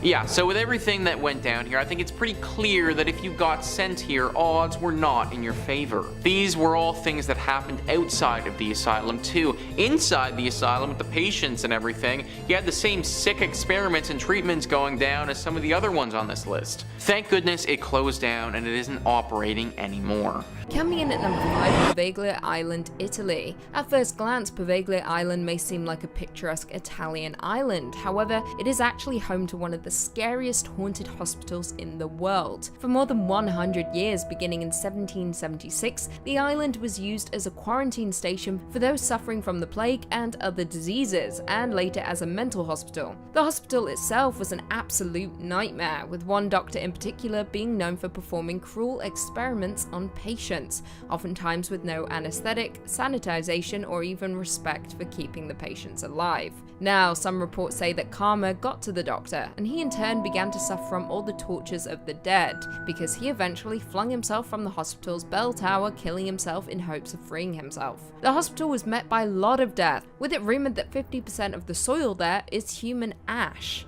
As you would expect, the island is now home to some terrifying paranormal activity, with people risking their own safety to explore the abandoned hospital, but those that do often leave shaken, claiming they felt watched. Some even claim to have seen shadows that followed them around the place, heard voices, or seen things move by themselves. Very creepy indeed. Coming in at number 4, Trans-Allegheny Lunatic Asylum, West Virginia. Also known as the Western State Hospital, this was a Kirkbride psychiatric hospital that was in operation between 1864 to 1994 in West Virginia. Now, this asylum, like the rest of our list, has quite the reputation due to the barbarism that took place at the hospital. Not to mention, it was also one of the most popular haunted hospitals in America for that very reason. Now, prior to the construction of the hospital, its grounds saw a lot of bloodshed, with Civil War soldiers being killed on the grounds, even before the building was fully erected. Originally designed to house 250 patients in solitude, the hospital holds 717 patients by 1880, 1,661 in 1938, and over 1,800 in 1949. At its peak, 2,600 in the 1950s in overcrowded conditions. Trans-Allegheny quickly became home to more violence than anyone could have ever imagined over the course of the next century. At the height of its use, the asylum became infamous for being home to staff abuse and having incredibly violent patients who were often left unattended. Now, it seems as though the former asylum has some ghostly residents, including that of a young girl named Lily, who died alone just wanting to play with someone. Another ghostly denizen is Ruth, a woman who was placed in Trans-Allegheny due to being so violent. To this day, she still seems to have a vendetta against people, with many claiming to be attacked by unseen hands that allegedly are her own. In 5th place, we have Knockton Hall Hospital. So it was built in 1530 and originally meant for residential use, but served as a hospital for American officers who were injured in World War I. It was used once more as a military hospital during World War II and has been used in a similar capacity ever since, but no more. In the 1980s, it was once again put to private use, but by the 1990s, a significant fire had rendered it uninhabitable. Time for the dark stuff. It's alleged that one of the male owners of the home sexually took advantage of and killed a young girl. Today, her presence has been reported by various people who were in the building. Many people claim to have seen the ghostly image appearing at exactly 4:30 a.m., since she's fond of standing at the end of staff members' beds in the middle of the night. Interesting that she chooses the 4 a.m. hour to appear, since 3 a.m. is usually the preferred time for spirits, since that's when the veil between our world and theirs is the thinnest. So this spirit has been blamed for the disembodied sound of sobbing around the building. The building is also said to have a resident gray lady, but information around her is a lot harder to find, so let me know in the comments if, there's any experts out there, because any ghostie with a missing story is super intriguing to me. In 4th place, we have the Trenton State Hospital, originally known as the New Jersey State Lunatic Asylum, later Trenton State, and now Trenton Psychiatric Hospital. It was the very first one founded on the Kirkbride plan by activist Dorothea Dix, but it's more remembered for, its medical no-nos instead of its well-intentioned beginnings. Dr. Henry Cotton became the director of the hospital in 1907 and instituted treatments based on his own theories of mental illness. On the one hand, Henry, who had trained at Johns Hopkins under the eminent Swiss-born psychiatrist Adolf Meyer, had a very progressive attitude towards care for his patients. He did away with the mechanical restraints that so many other hospitals use to control patients, introduced occupational therapy, increased the staff, and ensured that the nurses would prevent violence against the patients, and instituted daily staff meetings about patient care. But Henry developed a dangerous theory about mental illness, one that turned his hospital into a house of horrors. After it was confirmed in 1913 that the spirocate that caused syphilis can cause the disease's psychiatric symptoms, Henry began to suspect that all mental illness was caused by bodily infections, and that the only way to cure the patient was to remove the offending infection. In 1917, he began removing his patients' teeth, even in cases where x-rays showed no evidence of infection. Ow! He soon moved on to the other body parts: gallbladder, stomachs, ovaries, testicles, tracts of colon, uteruses. Henry claimed a cure rate of 85%, but in reality his surgeries had an unconsciously high mortality rate, and he didn't always obtain consent from the patients or their family members, and in fact sometimes performed these removals despite their protests. And hey, if that isn't icky enough, he wasn't quiet at all about what he was doing. The crazy doctor published papers and gave presentations on his work. When Mayer, Henry's mentor, sent another psychiatrist to report on the operations at Trenton State, he initially suppressed the report, allowing Henry to continue his gruesome work. He remained at Trenton until 1930, 3 years before his death. Now, the tooth pulling practice remained in place until 1960, and my mouth hurts thinking about it. Before I get nightmares, Time to move on to the fun stuff. As for the ghosts themselves, they are thought to all be those of patients that died within the building, but the most well-known ghost is that of Dr. Henry himself, who has been seen wearing a white doctor's coat and walking down the corridor in the area outside his office. The most commonly reported phenomenon at the hospital is that of disembodied voices, mainly muffled screams and moans coming from distant rooms. Orbs can be caught throughout the building at any time of the day, with some having a strong pale blue glow to them. There are also tales of seeing the ghosts of patients with arms and legs missing, who have been seen in some of the rooms upon, somebody entering them, only to fade away after a few seconds. See, the ghosts of patients I'd love to see, but I feel like seeing Henry would terrify me for a while now that I know, what he did in his lifetime. A lovely example of why to not enable people who do bad things. In third place, we have the London Asylum for the Insane. So in 1870, London introduced its first asylum, and as one of the first institutions to treat mental illness in Ontario, Canada, it was, revolutionary. Hey, within days, their 500 beds were full. So it was located just outside of the city center, and the asylum initially focused on compassionate care and moral therapy. Their intent was to treat the patient as a whole being, rather than, focusing on a single symptom. Patients would be bettered as members of society, fitting in with the community by keeping steady jobs and following strict social norms, thus, curing their mental illnesses. Now, while conforming to the ideals of conservative society sounds horrid to me, I do understand that at the time, it was probably a safe move. The world is a lot more forgiving now of individuality and understanding of differences, even though we still have a long way to go. So doctors at the asylum also performed several experimental surgeries. In fact, Dr. Richard Maurice Buck, who believed, failed reproductive organs to be the source of mental illness or hysteria in women, executed routine hysterectomies. Moving into the 1930s, shock therapy was introduced to treat symptoms of schizophrenia by inducing seizures. Lobotomies were also completed between 1944 and 1967. While we don't know how many were performed in London specifically, there are about 1,000 between these 23 years across Ontario. One reason that someone would be sent to the asylum includes sexual deviation. What is, shockingly expectant is that body self-love was identified as the root cause of a majority of mental illnesses. So Dr. Buck thought he had remedied this self-harm by inserting a metal wire into the foreskin of a man's penis so that the act would be too painful and uncomfortable. So what this doctor did not know is, that self-love is actually a positive action for sexual health and is not the cause of mental illness, as he would later discover after 11 failed attempts of reversing what he did. What am I forgetting? I feel like there's something I haven't mentioned yet. Oh, right.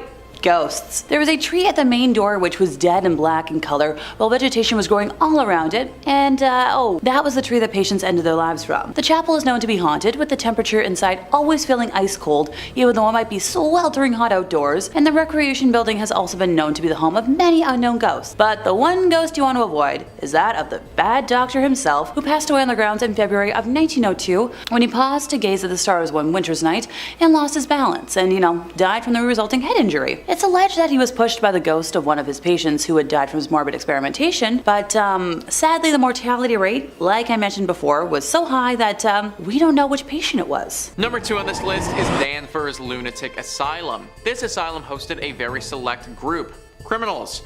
Thrillist says, part prison, part asylum, all terror. This gothic monolith opened in 1878 to house mentally unstable criminals.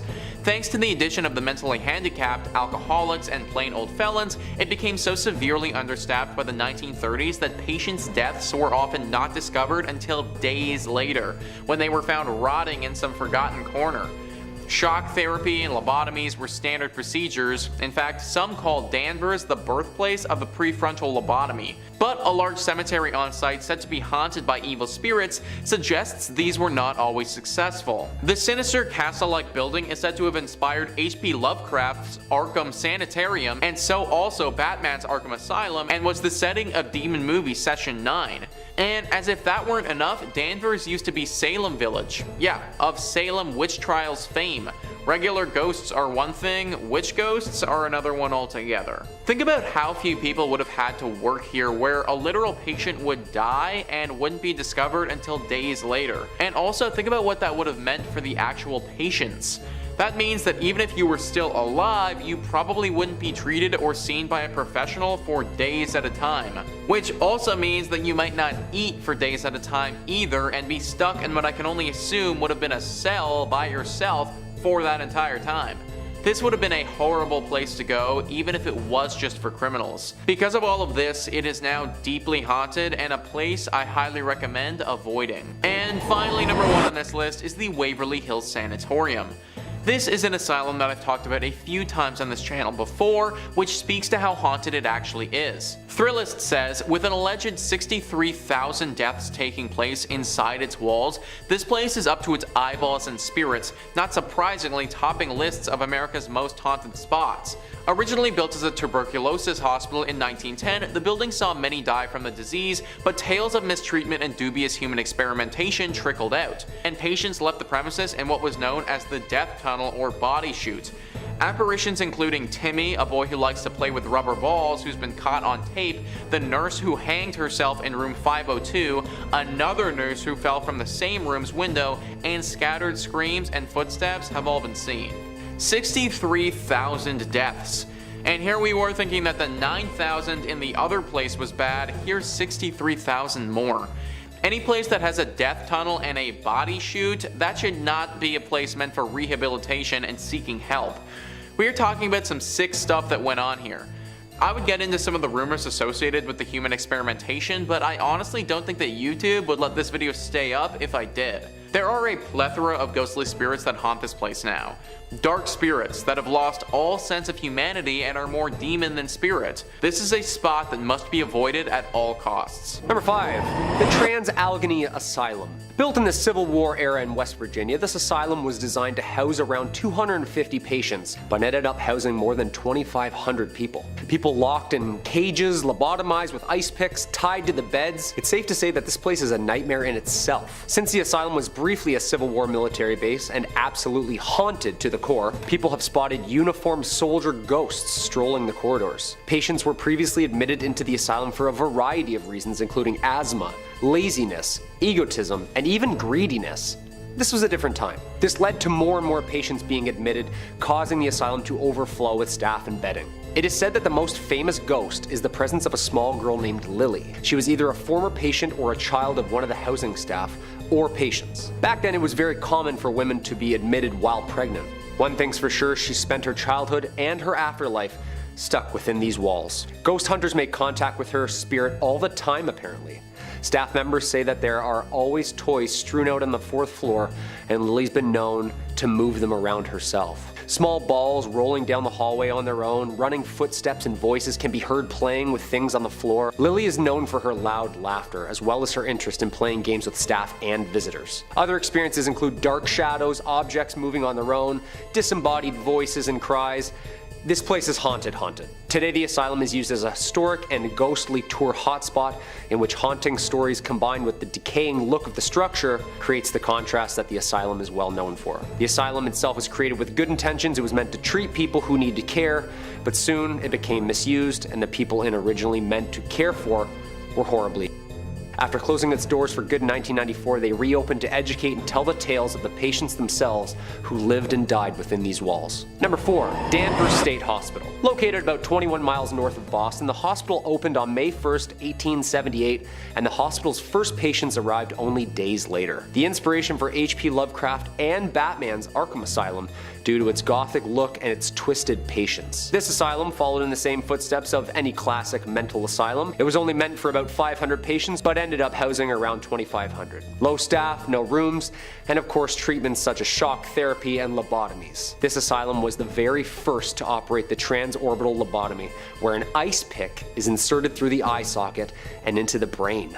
Ouch. The staff started to experiment with this new method on the elderly, mentally disabled, alcoholics, drug addicts, and insane criminals. The staff used treatments like shock therapy and lobotomies even when they didn't need to. Of course, due to the extreme methods of controlling patients and the push for science, patients started dying there, and their bodies were found days and months later. The cruelty just began. The doctors were using lobotomies to cure anything from daydreaming and backaches to delusions and depression. Visitors described how dirty the patients always looked, how they were creepily wandering the halls and sometimes even blankly staring off into space. Some of these patients weren't even suffering from anything, and the extremes of the treatments are what drove them insane. The asylum was of course shut down and its building demolished. Some patients left the asylum while others are spending eternity under its grounds. The asylum's buildings don't exist anymore, but its cemetery does. Danvers State Hospital closed on June 24, 1992 due to budget cuts within the mental health system.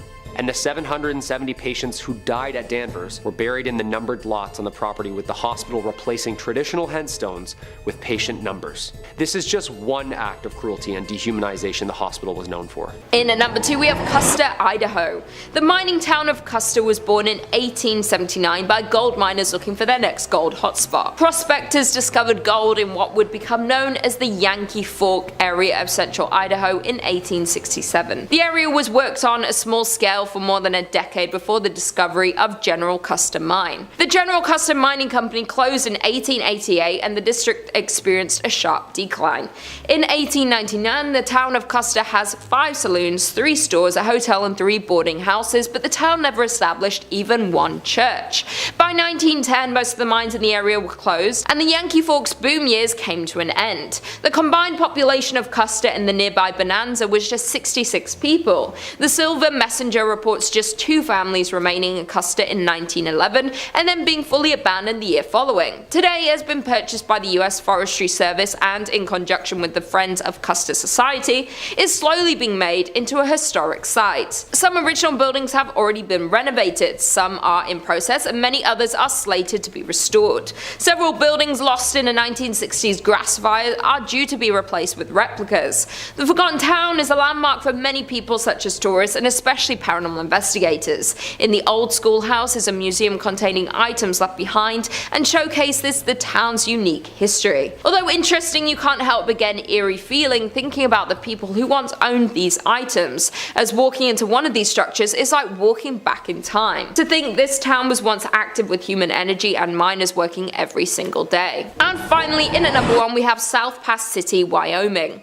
Only about 10 miles north of the Oregon Trail is the shell of a town that used to be a busy gold mining camp. Established in a small valley along the banks of Willow Creek, the town was born in 1867. The town was built there because gold was discovered in the Wind River Mountains. By 1868, South Pass City boasted over 250 buildings, 1,000 people, and hundreds of claims. The town was extremely busy as its half-a-mile long main street boasted numerous hotels, restaurants, general stores, 2 newspapers, doctors, a bowling alley, and dozens of saloons. The mining district continued to grow to as many as 3,000 residents. Miners looking for investors and newspapers promoting further settlement in the area exaggerated the region's amount of gold. But for South Pass City, its great success wouldn't last, and just 2 years after its establishment would begin to show its first signs of declining. Hitting a fall in early 1869, the town resurged briefly after outsider capital was poured into the area, but would fall again as expenses and hardships to recover the gold proved too costly for most miners. By 1872, the town was only occupied by only a few hundred people. In the end, South Pass would become a permanent ghost town. By 1949, the last of the pioneer families had moved on from South Pass City, and the buildings had fallen into disrepair. The grounds of the old town are known to be haunted, and Highway 287 that follows the route of the Oregon Trail over South Pass, which is the reason South Pass City ever existed, has had its fair share of ghost sightings. According to a local ghost story, a woman was driving home from a long day in Denver. Her friend had fallen asleep in the passenger seat. After passing through Jeffrey City, the driver spotted a dark, hunched figure walking toward the road in the sagebrush. About a half-mile later, she saw the same figure closer to the road. She noted his pig coat as he became clearer. About a half-mile later, still thinking about this man and his surprising reappearance, she reached over to wake her friend and request she take a turn driving. As her friend awoke, she saw the same man at the edge of the road, just crossing the white line onto the highway next to the car. Screaming, they accelerated away and compared descriptions. It was certainly the same man. In 5th place, we have Isla de las Muñecas, Mexico. Decided to kick off today by being an overachiever. This is an entire abandoned island. The island of the dolls in Mexico is like something straight out of a horror movie, but my kind of horror movie. Located on Texuelo Lake, it is home to hundreds of hanging, slowly decaying dolls, thanks to a man named Don Julian Santana. Over 50 years ago, Don Santana left his wife and child and moved onto an island on Texuelo Lake in the Xochimilicos canals. According to him, a young girl actually drowned in the lake in the 1950s, and Don Julian Santana devoted his life to honoring this lost soul by collecting and hanging up dolls by the hundreds. Eventually, he transformed the entire island into a doll-infested wonderland. Now, he began collecting lost dolls from the canals and the trash near his island home. home. He's also said to have traded produce he grew to locals for more dolls. Don didn't really clean up the dolls or attempt to fix them, but he rather put them up with missing eyes and limbs, covered in dirt, and generally in whatever ramshackle state he found them in. Even when dolls arrived in good shape, the wind and weather turned them into cracked and distorted versions of themselves. Don also kept his cabin filled with the dolls, which he dressed in headdresses, sunglasses, and other various accessories. Despite the fact that most people found the island frightening, Don saw the dolls as beautiful protectors, and he welcomed visitors, whom he would,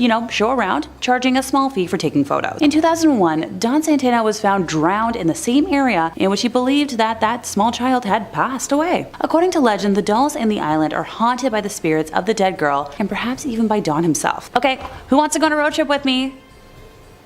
Anyone? Oh, thanks.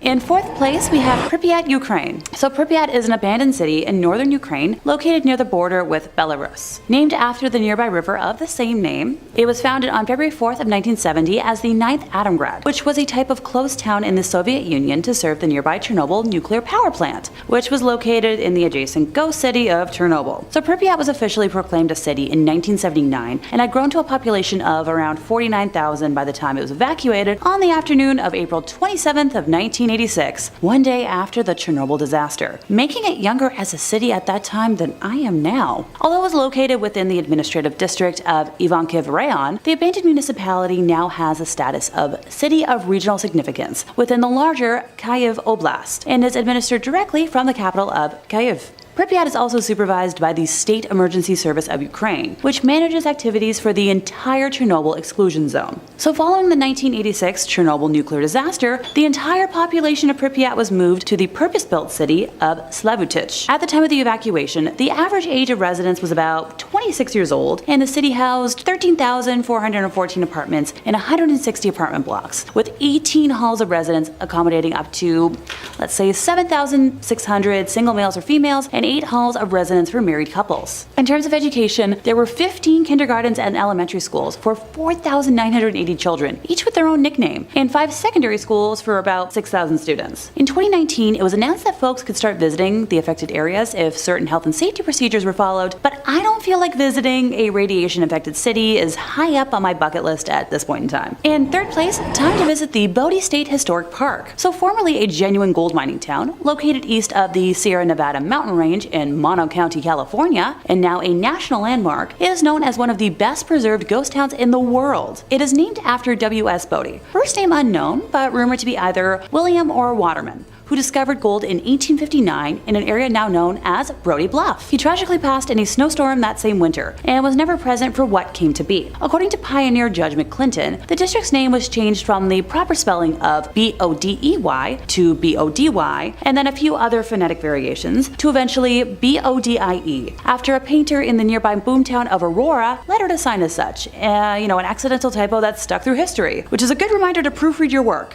I don't do it enough. While the output from the mine is largely insignificant in terms of mining history, the violence and early endings to lives tell a different story. And a particularly harsh winter between 1878 and 79 claimed hundreds of lives, with many others perishing from falling timbers and explosions underground. So Bodie as a town grew to have a reputation for violence and lawlessness. And unlike other mining camps at the time, killings were daily events. Robberies, stage holdups, and fights happened at such a frequency that no complete record could be kept. Reverend F.M. Warrington would describe the area in 1881 as a sea of sin, lashed by the tempests of lust and passion. The first of 4 mysterious fires tore through the business district in 1892, the next destroying the town mill in 1912, and another destroying the same mill again in 1898. The last of the unknown fires demolished most of what was left of the now ghost town in 1932, taking many lives way too soon in the process. So when the last producing mine shut down after 1945, very few people were left living in what was left of the town, and all eventually met untimely ends. One man shot his wife unprompted, and 3 other men from the town took it upon themselves to take his life for that act. So according to historians, the ghost of that man would visit the 3 men after his passing, shaking his fist and appearing as if he was cursing them out. Those men soon died of mysterious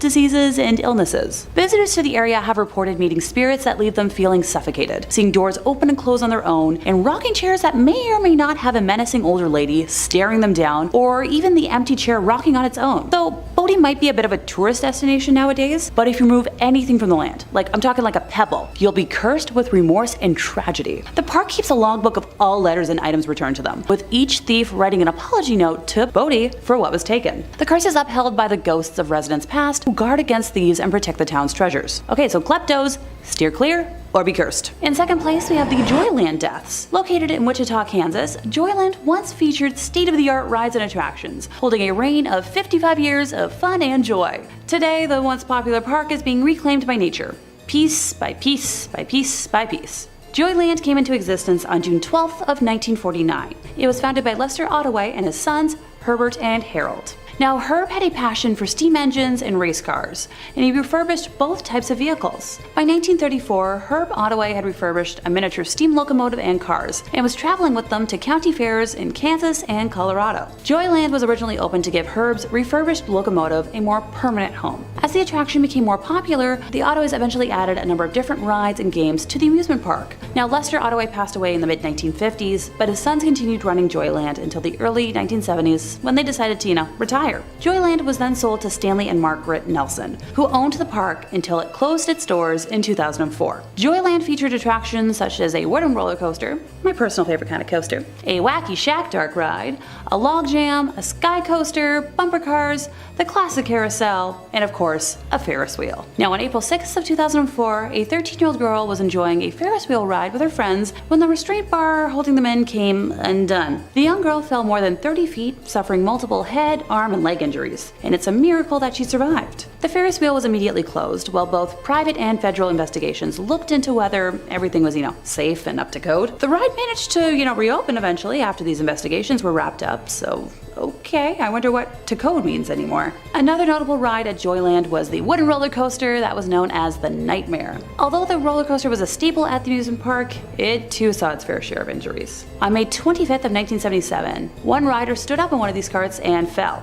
He passed at the scene from injuries sustained from the fall. Another death occurred 20 years later on August 27th of 1998 when a 35-year-old maintenance worker named Kevin Briley was under the ride trimming the grass. He stood up and was tragically hit by the roller coaster. He also died at the scene from his injuries. My heart hurts telling that tale because I'm such a huge lover of traditional wooden roller coasters. There's just something about narrowly avoiding whiplash that I personally find thrilling. Joyland closed its doors in 2004. Maybe it might be worth, a little urban exploration.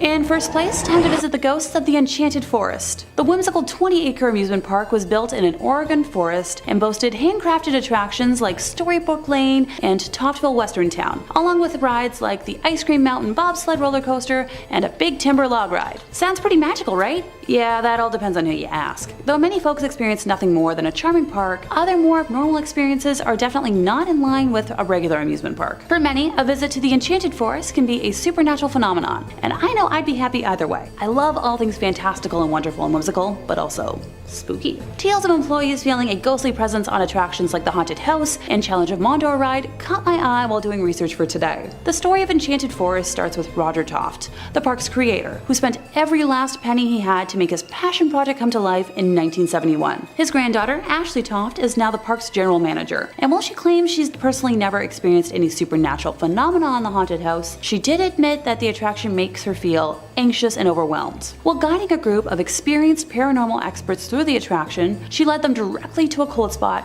that could be attributed to an otherworldly presence. As much as I understand the stigma of not wanting to believe in ghosts, that's a coincidence I can't just ignore. Challenge of Mondor ride operator Chris Dunn has since told a tale of an inexplicable encounter that he experienced one morning in 2016 while prepping the wizard-themed target aiming attraction for the day. He explained how he heard footsteps behind him, but turned around.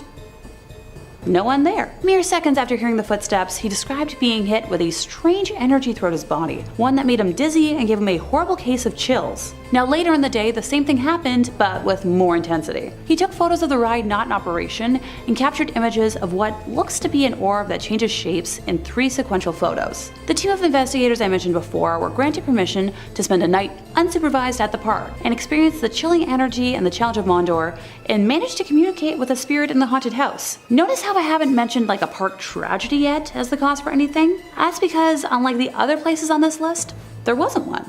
The haunted house was built during the original construction along with the rest of attractions, and Challenge of Mondor was constructed in 2006. Time to borrow that time machine I've been asking the powers that be for, and travel on back. In August of 1846, Oregon settlers and indigenous tribes of the Willamette Valley fought a terrible battle in present-day Salem, known as Battle Creek. The theory most people believe is that the energy could be the cause of the manifestation in the theme park, which was built in close proximity to the gruesome fight. You let me know what you think down in the comments. Number 5 on this list is Atlantis Marine Park. We are headed all the way down under for this one because Atlantis Marine Park is actually in Australia. AustralianNews.com writes, Atlantis Marine Park was initially a huge success with families from WA and beyond flocking to the park to watch the live dolphin shows, swim in the pools, ride pedal boats, and have their obligatory photo with King Neptune, a huge statue at the entrance to the park. However, in 1990, just 9 years after opening, Atlantis shut its doors. Western Australia's boom never eventuated, and the 1987 stock market crash put a halt to prosperity. Atlantis closed due to financial difficulty and was left abandoned. It has since been damaged by vandals and has become overgrown and derelict. Old statues can still be found scattered throughout the grounds, as well as broken walls and concrete pools. For years, it was no man's land, popular with dog walkers.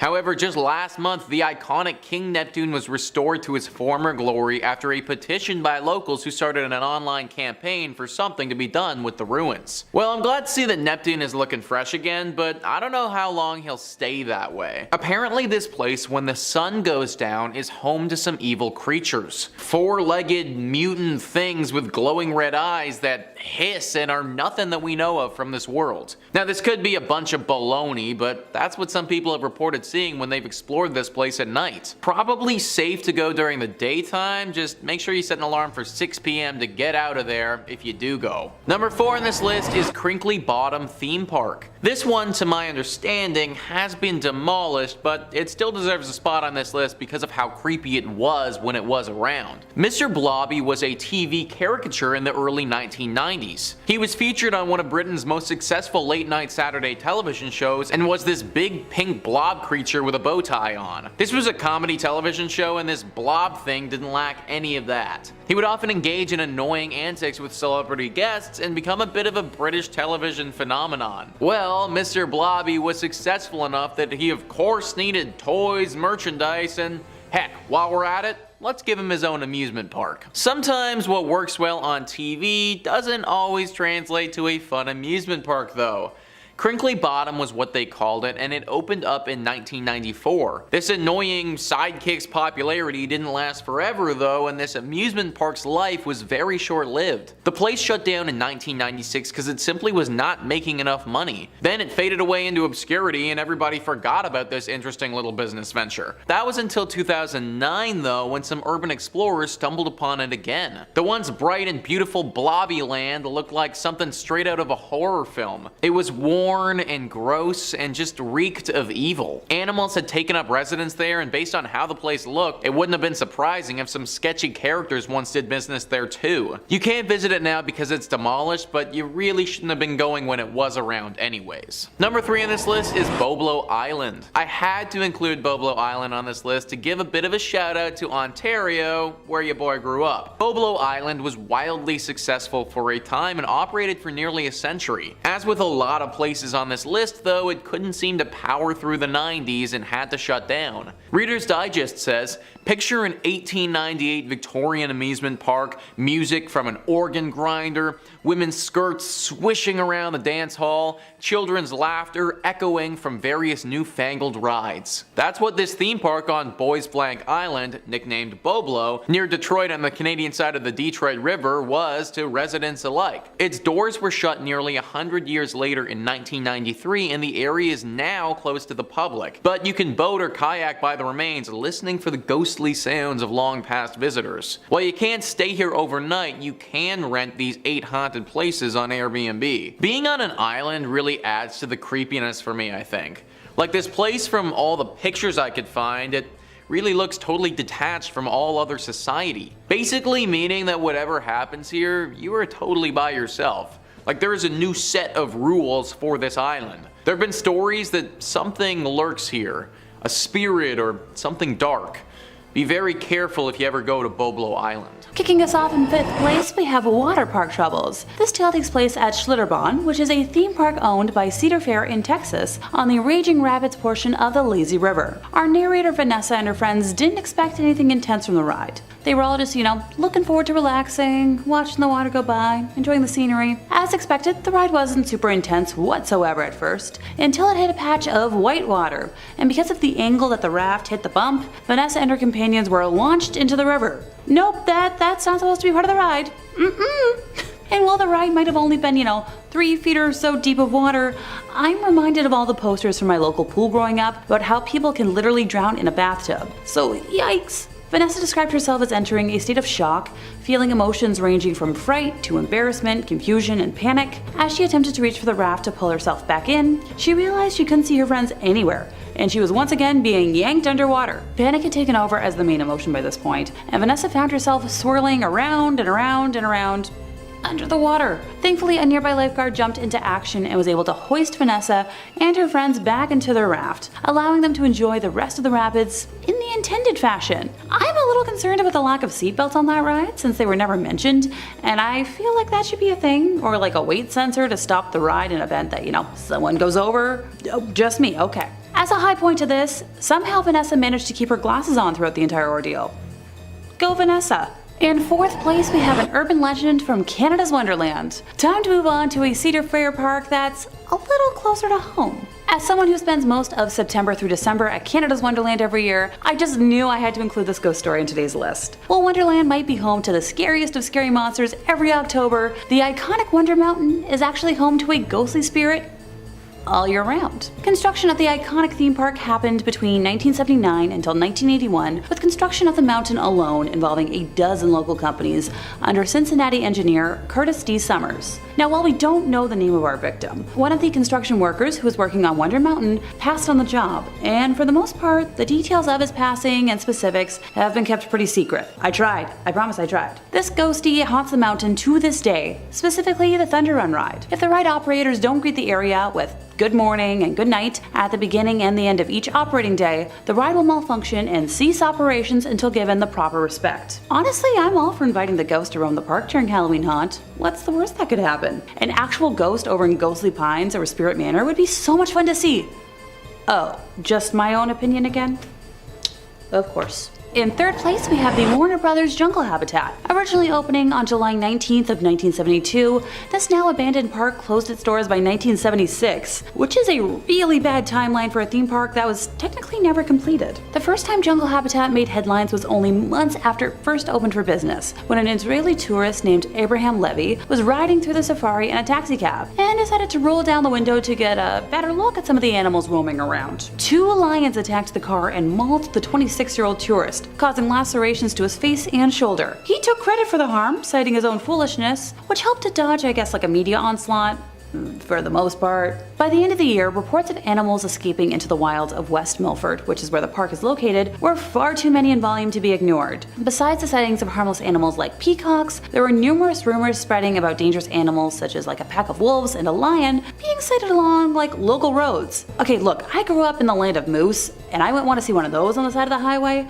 I can't imagine seeing a lion on the side of one. These sentiments voiced way back in the day are identical to the rumors still running rampant today. Tales told by local residents who have, looked out into their backyards include wandering ostriches and a band of baboons running amok in the town's pharmacy. Guess they needed a prescription filled. Emus, baboons, and even wolves are just some of the uncaged critters which have been known to actually have escaped the park. I feel like I found the origins for the Night at the Museum franchise. On July 8th of 1974, a 68-year-old visitor from Long Island was grabbed by the trunk of a baby elephant, which then slammed her against a fence and bit her. The woman, her name's Elizabeth Ennis by the way, was later awarded $200,000 by a court. In an account in the New York Times, she claimed the elephant bit her on the right hand, and because of the trauma incurred by being slammed into the fence, she had persistent pain in her right side that prevented her from lifting heavy items. Her husband was awarded $5,000 for the loss of companionship. I'm just glad that's all that she went through. Goodness, elephants are pretty big. The animals also had a tendency to damage the cars that passed through. An e-museum for the park that exists online now says that the tigers like to bite and pop car tires, and monkeys like to rip antennas off the cars. Sounds like a lack of good animal training and boundaries to me, but I'm no animal expert. Right after the park closed in October of 1976, some of the animal carcasses were left outside.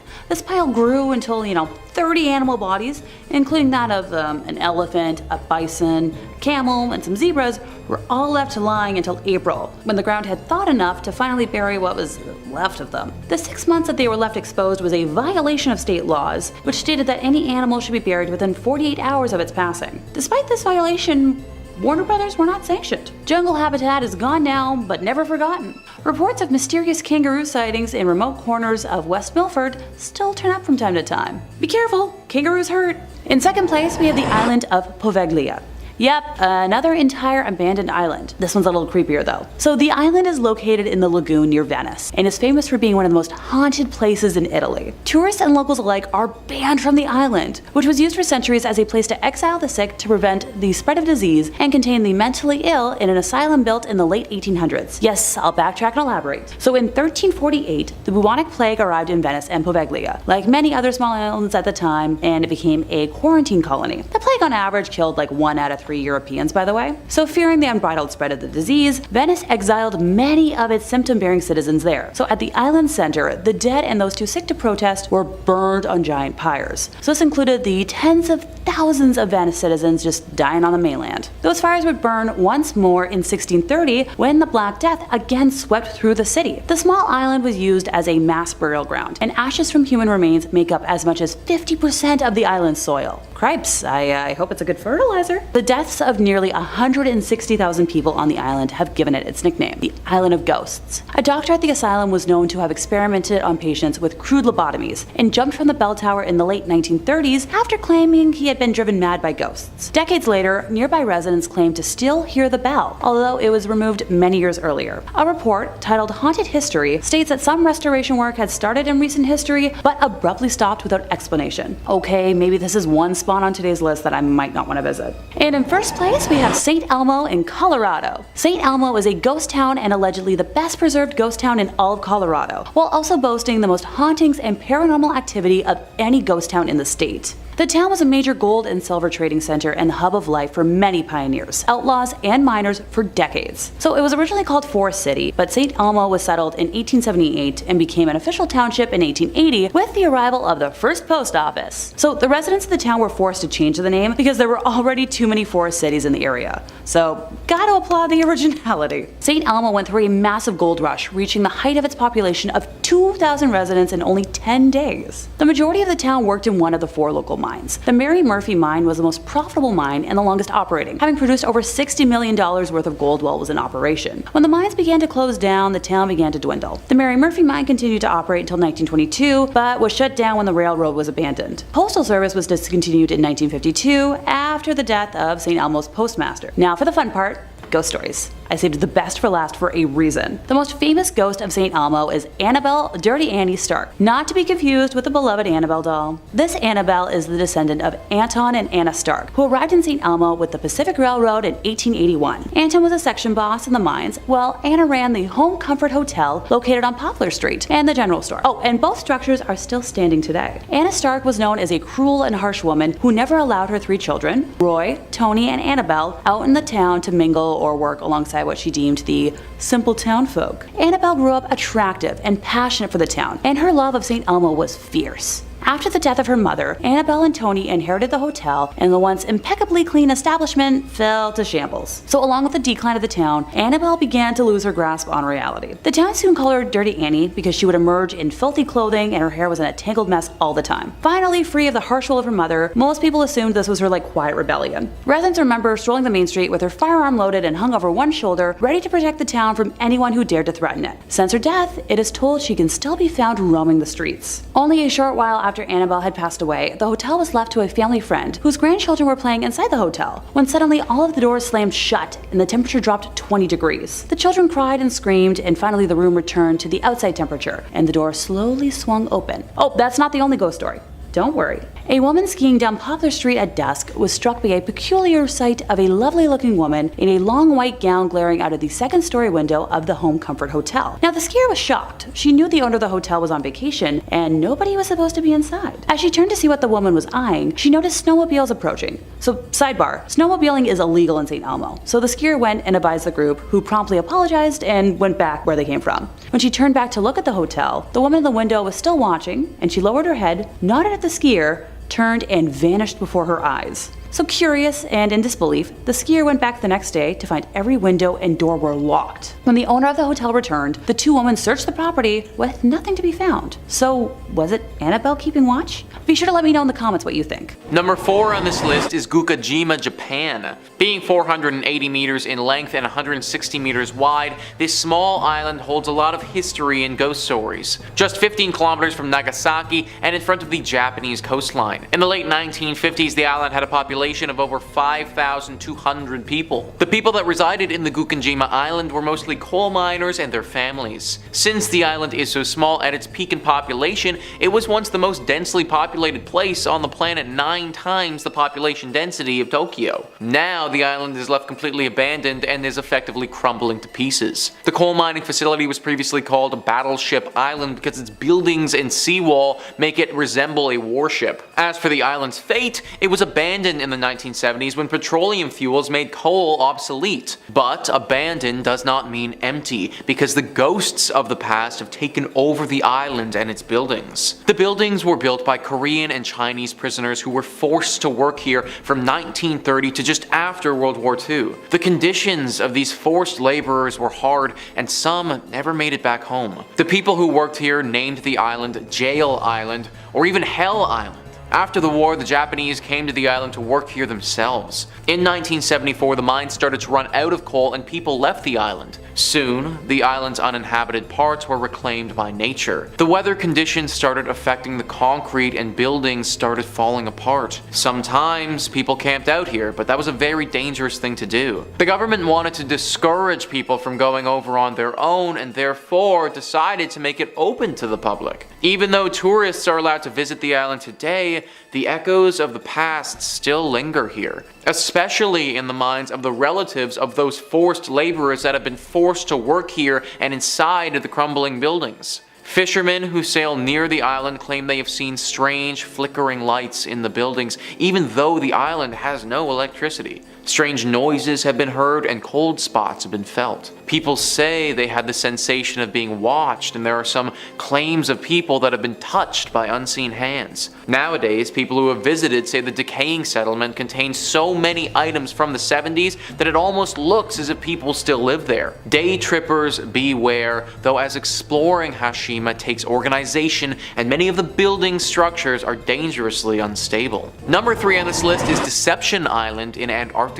Deception Island can be found just off the northwest Antarctic peninsula in the South Shetland Islands. The island itself is quite remote and can only be reached by ship. The island was once known for being the safest harbor in Antarctica and used as a sealing and whaling station, having interested Britain, Chile, and Argentina for a place of science and military, where Britain ended up using it as a military base, but not for long, as it was deserted when volcanic activity destroyed it in 1960. Today, Deception Island is a popular Antarctic tourism destination and a scientific outpost for summer research teams from Spain and Argentina. With a history rich in destruction and conflict, the horseshoe-shaped landmass can leave visitors with more than a touch of nostalgia and even the uneasy feeling that the island is true to its name, that something here is not as it seems. Since it's been abandoned, the island is known to be a paranormal active hotspot, as many of the ghosts of Deception Island are plain to see, with abandoned scientific research stations, airplane hangars, whaling operations, and military bases being scattered around the island. Many who have visited Deception Island have said they felt uncomfortable, as though they're not alone in more ways than one, with many visitors having heard strange voices seemingly coming out of nowhere. Others claim to have seen shadowy figures. Strange orbs of light are commonly seen there as well, only adding to the mystery and intrigue of such a place. With no immediate way to escape the island, making the risks of visiting the island and interacting with paranormal activity a little scarier.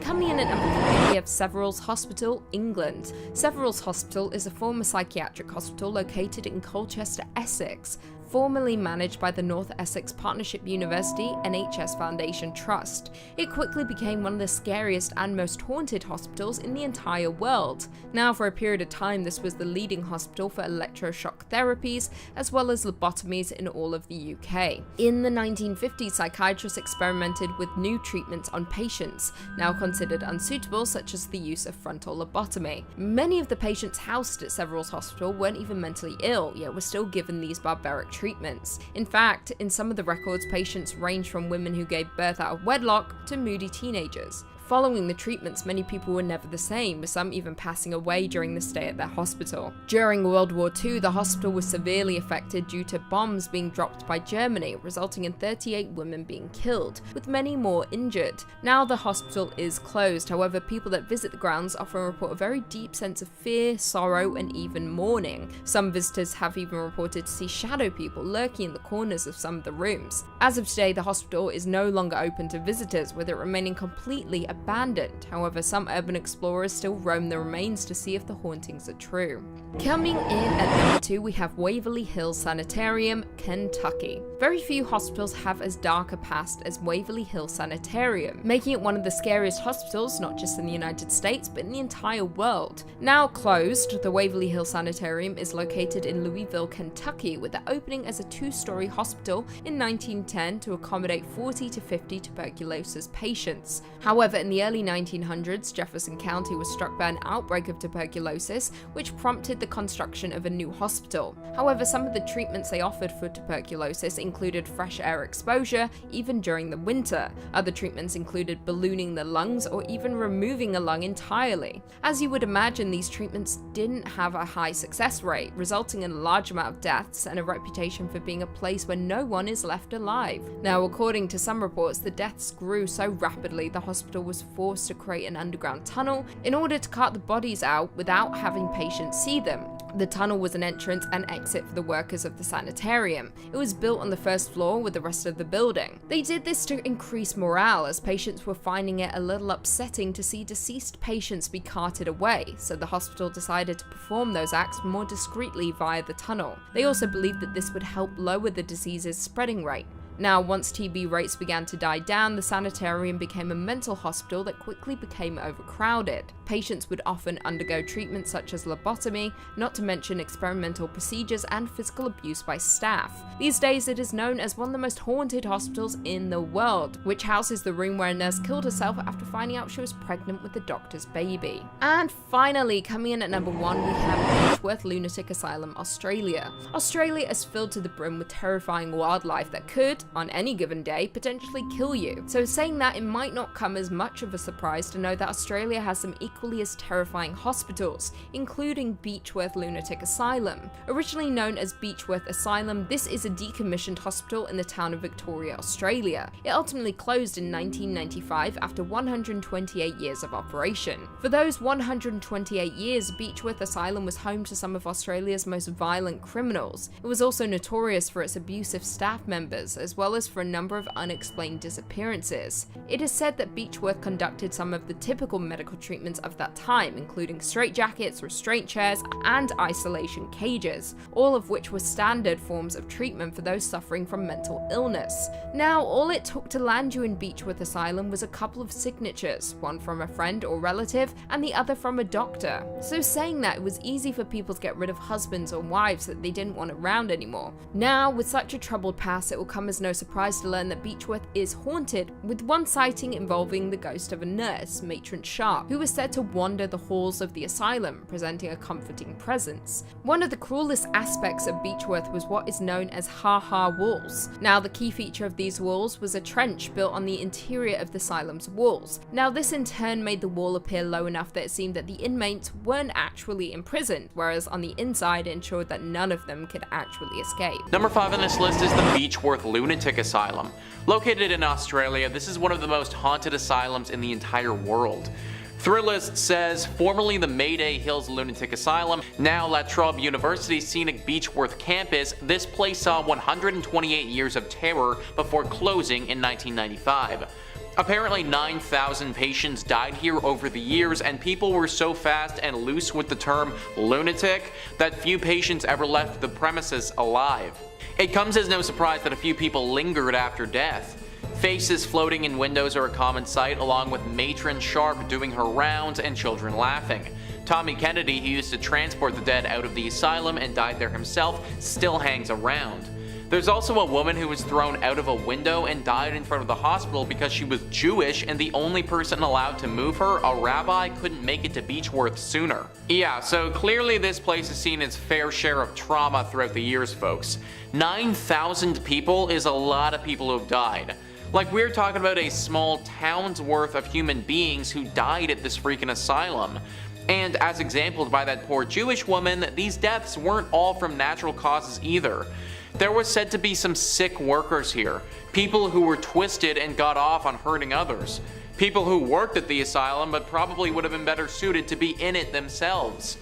Asylums in general are already susceptible to haunting considering what's going on, but when you have this amount of death and atrocities take place, it just makes it that much easier for ghosts and paranormal entities to cling on. Many of the locals don't even come close to this place anymore, and a lot of the tourists who do go here thoroughly regret that decision soon afterwards. These entities are angry and want to punish those who are living for what happened way back then. I don't recommend being one of the people who gets punished. Number 4 on this list is the Gonjiam Psychiatric Hospital. If you had a mental illness, then I promise you this is not where you wanted to end up.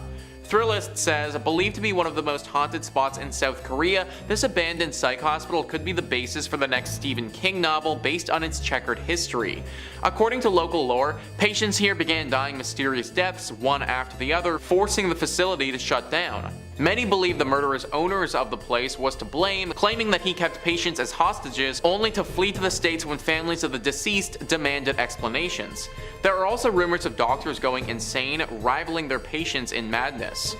So literally folks, if you ended up here, then there was a pretty good chance that not only did you not get the help that you needed, but you also just died. Whether this was because of the sick owners or the doctors, who even knows? That much death has left behind its mark though, and now this place looks like a safe haven for ghosts and everything paranormal. There's also been talk of a creature that lurks here, a creature that was actually the cause of all this death to begin with and is lurking, waiting for somebody to stop by and take them next. If I was you, I wouldn't want to be that person. Number 3 on this list is the Trans-Allegheny Lunatic Asylum.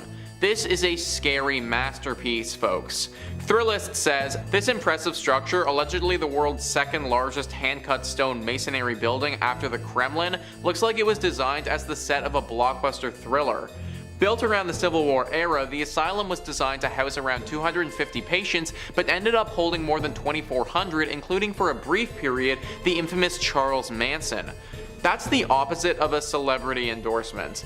Along with severe overcrowding, profound abuse abounded. People were locked in cages, lobotomized with ice picks, chained to things, and the combination led to hundreds of deaths and a palpable air of suffering. Apparitions are aplenty, like the still deranged patient Ruth, who likes to attack visitors. And since the asylum was also briefly a Civil War military base, uniformed soldier ghosts roam the halls. Thousands have claimed to hear voices telling them to get out. Civil War themed ghost tours, tours of the medical center, forensic buildings, and geriatrics buildings, and zombie events and balls fully play up the twisted history on the campus grounds. Now, don't get me wrong, would it be really fun to be part of a zombie event at this place? Yeah, absolutely. But I'm also not trying to get attacked by Ruth, the deranged ghost patient. Whenever people travel to a place like this, there is a risk involved. I personally am not willing to take the risk based on the history that this place has seen. Comment down below if you would. Number 2 on this list is Pripyat Amusement Park. Pripyat is a town that we've talked a lot about on this channel already. In fact, it was recently featured in a video where we looked at the top 5 mysterious towns that are completely abandoned. Pripyat is a ghost town in northern Ukraine near the Ukrainian and Belarus border. It was named after the nearby river Pripyat and was founded in 1970. Right in the town is a small amusement park that once looked quite fun and had plans to grow into a big Ukrainian park that people might flock to. Those Those dreams were never realized though, and now it sits in complete and utter disarray. Those dreams were never realized because of the horrible accident that occurred in 1986. You see, the town of Pripyat was basically established to serve the Chernobyl nuclear power plant. When it was first built, it was a closed town basically only for the workers of this place, but it grew and grew as time went on, and at its height had a population of just under 50,000 people. I don't need to go into too much detail about the accident as a whole, because I imagine that you guys are all pretty aware. But basically, this was the worst accident of this nature in human history, and for all our sakes, we need to hope that it never happens again. The radiation damage was absolutely massive, and right after it happened, the entire town of Pripyat had to be evacuated. That, of course, has left the amusement park, right in the middle of this town, completely abandoned as well. Not a lot of people have gone to this town or park since this incident occurred. For a long time, it wasn't safe to set foot within a set radius of the blast. Those who have been brave or foolish enough to set foot into this town and explore the amusement park have reported some strange and scary findings. Rumor has it that some sort of entity lives there. Something dark and evil calling this abandoned place home. A nasty and sinister entity that doesn't like to be disturbed. There have been talks of this being some type of shadow creature or potentially a beast like a werewolf of sorts. Either way, the people who visit this place feel an overwhelming sense of dread when they're there. They also feel as if they're unwelcome, like they entered somebody's home who doesn't want them there. There are multiple reasons why this amusement park is abandoned, so I'd stay away if I was you. And finally, number 1 on this list is Six Flags. Now, I don't mean Six Flags as a chain or anything like that. There's 23 different Six Flags in the United States, and not all of them are haunted. One in particular, though, is currently out of commission, abandoned, and definitely a spot you shouldn't go to. All the Rooms writes, this Six Flags fell out of business following serious damage from Hurricane Katrina in 2005. The park opened in 2000 and was only operating for a few years before suffering significantly during the hurricane, which displaced 20,000 people and killed nearly 2,000 people. The park closed after Hurricane Katrina, and there wasn't enough funding for repairs, so it fell into further decay over the last few years. To this day, there's still an eerie sign at the entrance to the park that says closed for the storm. It's an apocalyptic site which has been taken advantage of by Hollywood and used for films such as Jurassic World and Dawn of Planet of the Apes. These filmmakers are way braver than I would be, because I would not want to be setting foot on those grounds. The people who have been here all seem to think that something paranormal is going on. Phantom noises echoing throughout the park and other random bodiless sounds are heard all the time. Similarly to a lot of the other things on this list, there is a massive overhanging feeling of dread. The air is thick with it, and you can almost taste the discomfort. No one has reported being attacked here, but it seems like that's only a matter of time if people keep going. The mayor of New Orleans is currently looking at demolishing this park, which, in my opinion, probably for the best. Number 5, the Warner Brothers Jungle Habitat. Originally opening on July 19th of 1972, this park closed its doors by 1976, which is a really bad timeline for a theme park that was technically never completed. The first time Jungle Habitat made headlines was only months after it first opened for business, when an Israeli tourist named Abraham Levy was riding through the safari in a taxi cab and decided to roll down the window to get a better look at some of the animals roaming about. 2 lions attacked the car and mauled the 26-year-old tourist, causing lacerations to his face and shoulder. He took credit for the harm, citing his own foolishness, which helped to dodge a media onslaught. Well, for the most part. By the end of the year, reports of animals escaping into the wilds of West Milford were far too many in volume to be ignored. Besides sightings of harmless animals like peacocks, there were rumors spreading about dangerous animals such as a pack of wolves and a lion being sighted along local roads. These sentiments, voiced 28 years ago, are identical to the rumors still running rampant today. Yep, you heard me, today. Tales told by West Milford residents who have looked out in their backyards include wandering ostriches and a band of baboons running amok in the town's pharmacy. Emus, baboons, and even wolves are just some of the uncaged critters which were known to have escaped the park. I feel like I found the origins for the Night at the Museum franchise. On July 8th of 1974, a 68-year-old visitor from Long Island was grabbed by the trunk of a baby elephant, which then slammed her against a fence and bit her. The woman, Elizabeth Ennis, was later awarded $200,000 by a court. In an account in the New York Times, she claims the elephant bit her on her right hand, and because of the trauma incurred by being slammed into the fence, she had persistent pain in her right side that prevented her from lifting heavy items. Her husband was awarded $5,000 for loss of companionship. So the animals at the park also had a tendency to damage the cars that passed through. An e-museum for the park says that tigers like to bite and pop car tires, and monkeys like to rip antennas off of cars. Sounds like a lack of good animal training and boundaries to me. So right after the park closed in 1976, some animal carcasses were left outside. This pile grew until 30 animal bodies, including that of an elephant, a bison, a camel, some zebras, were all left lying until April, when the ground had thawed enough to finally bury what was left of the bodies. The 6 months that they were left exposed was a violation of state laws, which stated that any animal should be buried within 48 hours of its death. Despite this violation, Warner Brothers was not sanctioned. Jungle habitat is gone now, but not forgotten. Reports of mysterious kangaroo sightings in remote corners of West Milford still turn up from time to time. Number 4, Under the Sea Gone Wrong. Disney's River Country was the first water park at Walt Disney World, and possibly the first themed water park ever. Look, as much as I love Disney World, and I'm mentally planning my next trip back, I'm here to call a spade a spade. Some consider River Country to be the first water park anywhere, but that depends on how you define a water park. Yes, River Country opened almost a year before Wet n Wild in Orlando, but there were public pools and lake parks with water slides and other aquatic play equipment long before River Country opened. So just as Disneyland had reinvented the amusement park 21 years earlier, River Country reinvented aquatic recreation. The water park's grand opening was on June 20th of 1976, and on Thursday, August 28th of 1980,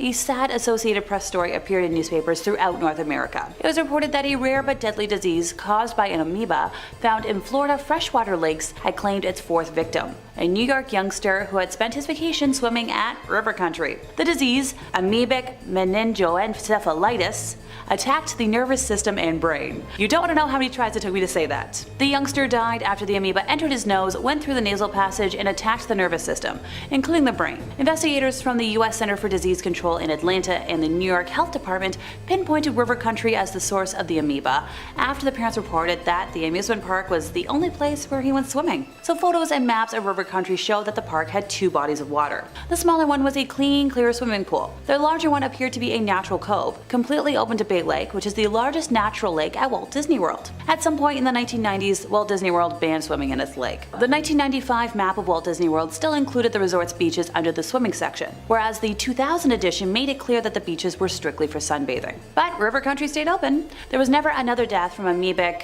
very long word that I'm not going to try and say again, linked to River Country. But there were 2 drownings, one in 1982 and the other in 1989. So River Country had its normal seasonal closing at the end of the 2001 season, but when the time came for it to reopen for the 2002 season, it didn't. River Country never reopened. Number 3.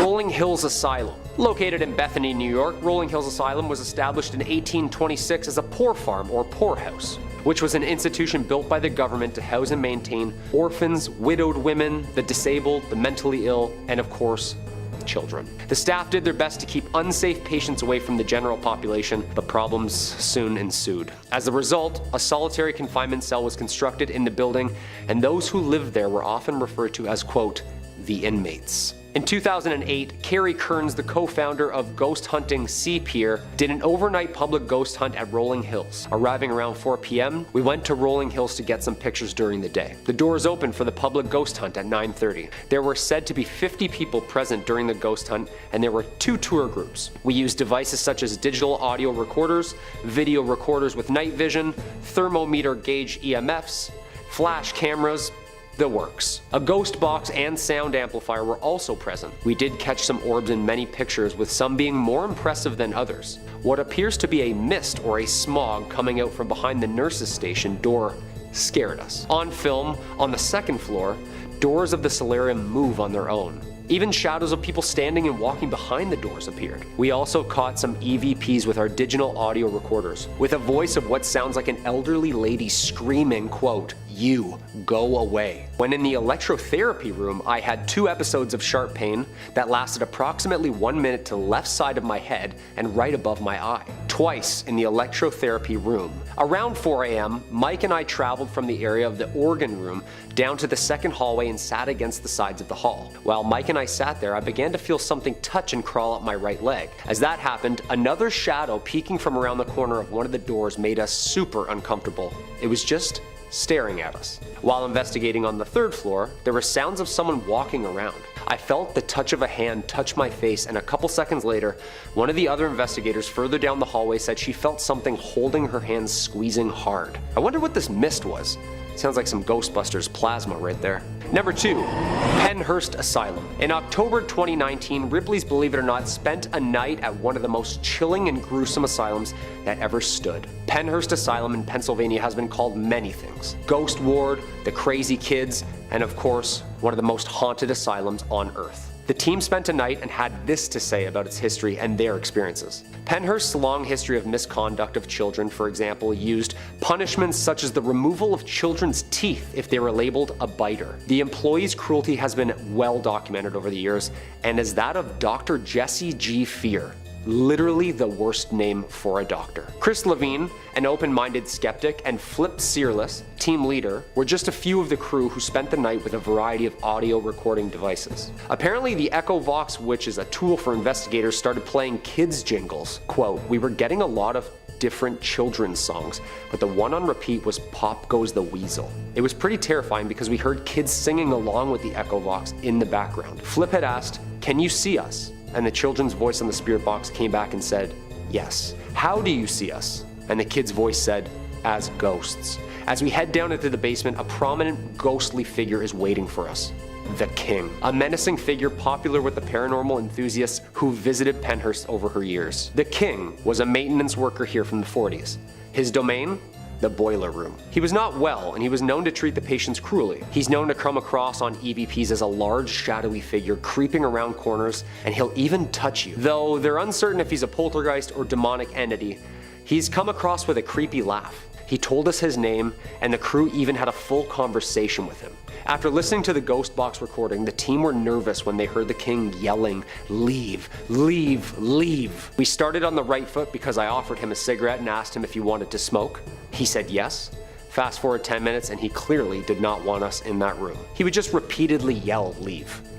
That's horrifying. After asking what would happen if we didn't leave, the King's voice screamed, "Choke." Spooky. Okay. And coming in at number 1, Waverly Hills. Opened in 1910 in Louisville, Kentucky as a 2-story hospital to accommodate 40 to 50 tuberculosis patients, Waverly Hills earns its gruesome history from its tortured patients, ghastly medical experiments, and the infamous body slide, aka body chute, aka the death tunnel, where the dead were transported down and collected at the bottom by a group of staff who would collect them to be cremated or buried. A true ghost tale has featured numerous stories by visitors to Waverly Hills Sanatorium. In one of these cases, an experience was of Mary Lee. She was a young woman who lived in the sanatorium while it was open. On September 10th, 2006, Tom Halstead of Missouri Paranormal Research took a photograph of a ghostly apparition that looked almost exactly like Mary. Some believe Mary is the nurse who hung herself in the haunted room 502, while others believe she contracted tuberculosis herself from a prolonged exposure to patients due to the sounds that they hear, mostly coughs. Whoever this mysterious woman is, she's been captured and feared for decades. Doppelgangers, also known as double walkers, are a type of spirit that mimic the appearance, voice, and mannerisms of anyone it encounters. At Waverly Hills, looking across the room and seeing the exact replica of yourself is pretty common. Even tour guides at Waverly Hills have reported seeing doppelgangers of themselves, and in some cases, the doppelgangers were almost identical except for gaping black holes where the eyes should be. Probably the most famous spirit at Waverly Hills is a little boy known as Timmy. Timmy was around 6 years old when he died in the hospital. Since he died with his whole life ahead of him, his spirit can't move on, and he wanders the hospital in search of life. Visitors often bring toys or bring small balls for him to play with, and many claim that they see the balls bouncing on their own, slamming against the walls, or whipped at high speed down the hallways. One thing's for certain, This place is one of the most haunted. Number 2, doomed before it could open. The Pripyat amusement park was set to have its grand opening on May 1st of 1986, in time for the May Day celebrations, but these plans were cancelled on April 26 when the Chernobyl disaster occurred, just a couple of kilometers away. Several sources report that the park was opened for a short time on April 27th before the announcement to evacuate the city was made to distract, residents from the unfolding disaster nearby. Constructed under the Soviet Union as a park of culture and rest, typical of many large cities in the then Soviet Union, the amusement park's attractions were manufactured by the Yeskik-based firm Attraction, who were responsible for the construction of many of the amusement parks which remain to be seen around the former Soviet Union today in various states of repair. Located northwest to the Palace of Culture in the center of Pripyat, the park had 5 attractions. The iconic 26-meter Ferris wheel titled Circular Overview, Autodrome bumper cars, a paratrooper ride called Chamomile, Russian swing boats, and also a carnival Pew Pew game. Fun fact, the successor to the original company is still manufacturing the Ferris wheel, paratrooper, and bumper cars to the similar designs as of 2017. Radiation levels around the park kind of vary though. The liquidators washed radiation into the soil after the helicopters carrying radioactive materials used the grounds as a landing strip, so concrete areas are less radioactive. However, areas where moss has built up can emit levels amongst the highest levels of radiation in the whole of Pripyat. So the Ferris wheel actually made news in September of 2017 when Polish tourists turned it mechanically for the first time since 1986. Thankfully, they returned it back to its original position, but kinda neat that it could still work. Number 1, a cursed history. Lake Shawnee Amusement Park opened its doors in 1926 when proprietor Conley Snidow Sr. purchased the land. His vision to build a place for local families to relax and enjoy time together was realized as the coal miners from local towns descended on it each year, making it a fantastic destination for summer vacations. The park was full of activities. It featured a man-made swimming lake, a racetrack, concessions, and cabins for visitors, looking for an overnight stay. The big cornerstones were the Ferris wheel and the swings, 2 rides that were popular with everyone who spent time at the park. And you know what? That all sounds pretty idyllic to me. Tragedy though began to grip the amusement park in the 1950s, when several deaths shocked locals. A young girl's life ended on the swing ride when a delivery truck backed into her seat, killing her in place. Another youngster lost his life when he drowned in the swimming pool after his arm got stuck in a drain pipe. And by 1966, this amusement park closed its doors to the public, and the land sat dormant for decades. In the 1980s, the park again welcomed visitors when Gaylord White acquired the land and set out to restore it to its former glory. In addition to purchasing a Ferris wheel, he found a swing ride that seemed just like the swings that once thrilled guests. Now, fun fact, when they installed the swings on the property, they realized the swings weren't just similar, they were the exact same swings from years prior, something that they decided to advertise during the grand reopening. The Lake Shawnee Amusement Park welcomed tens of thousands of visitors during its second run, which ran for just 3 years in the 1980s. Unfortunately, high insurance prices forced the White family to close their doors for the second and final time after those couple of short seasons, forcing them to pivot to other activities to keep the land active. They hosted fishing tournaments in what used to be the swimming lake, and they planned to create a space on the property for mud bogging, a motorsport the family knew would draw crowds to watch. While excavating a mud bogging track, the White family made a series of surprising discoveries that added depth to the property's history. For starters, the park was built over a Native American burial ground, with an archaeological dig uncovering 13 bodies, mostly young folks. In the 1700s, the property was the active home base for the Native Americans until they seemed to suddenly disappear. Among the bracelets, clothing, and tools that excavators found, they also found mass graves that suggested as many as 30,000 people had been buried on the property. But, that's not the darkest history of the land. In 1783, Mitchell Clay was the first European settler to make a home in the area, which was heavily inhabited by the Shawnee Native American tribe. So while Clay was gone to town one day, the Shawnees surrounded 3 of the Clay descendants who were working in the fields. Bartley met his end first, and Tabitha, hearing the explosion, ran to her brother, where she was attacked and cut by a stabby implement. Her body was dismembered, and both of their scalps were taken by the entire group. Their brother Ezekiel was captured and burned at the stake. A historical marker on the road leading to the park commemorates their memories. One could wonder if the tragic history of the grounds is the reason for the 6 deaths that occurred at the park, eventually leading to it being closed down in 1966. And many locals, including the park's new owner, claim the park to still be haunted.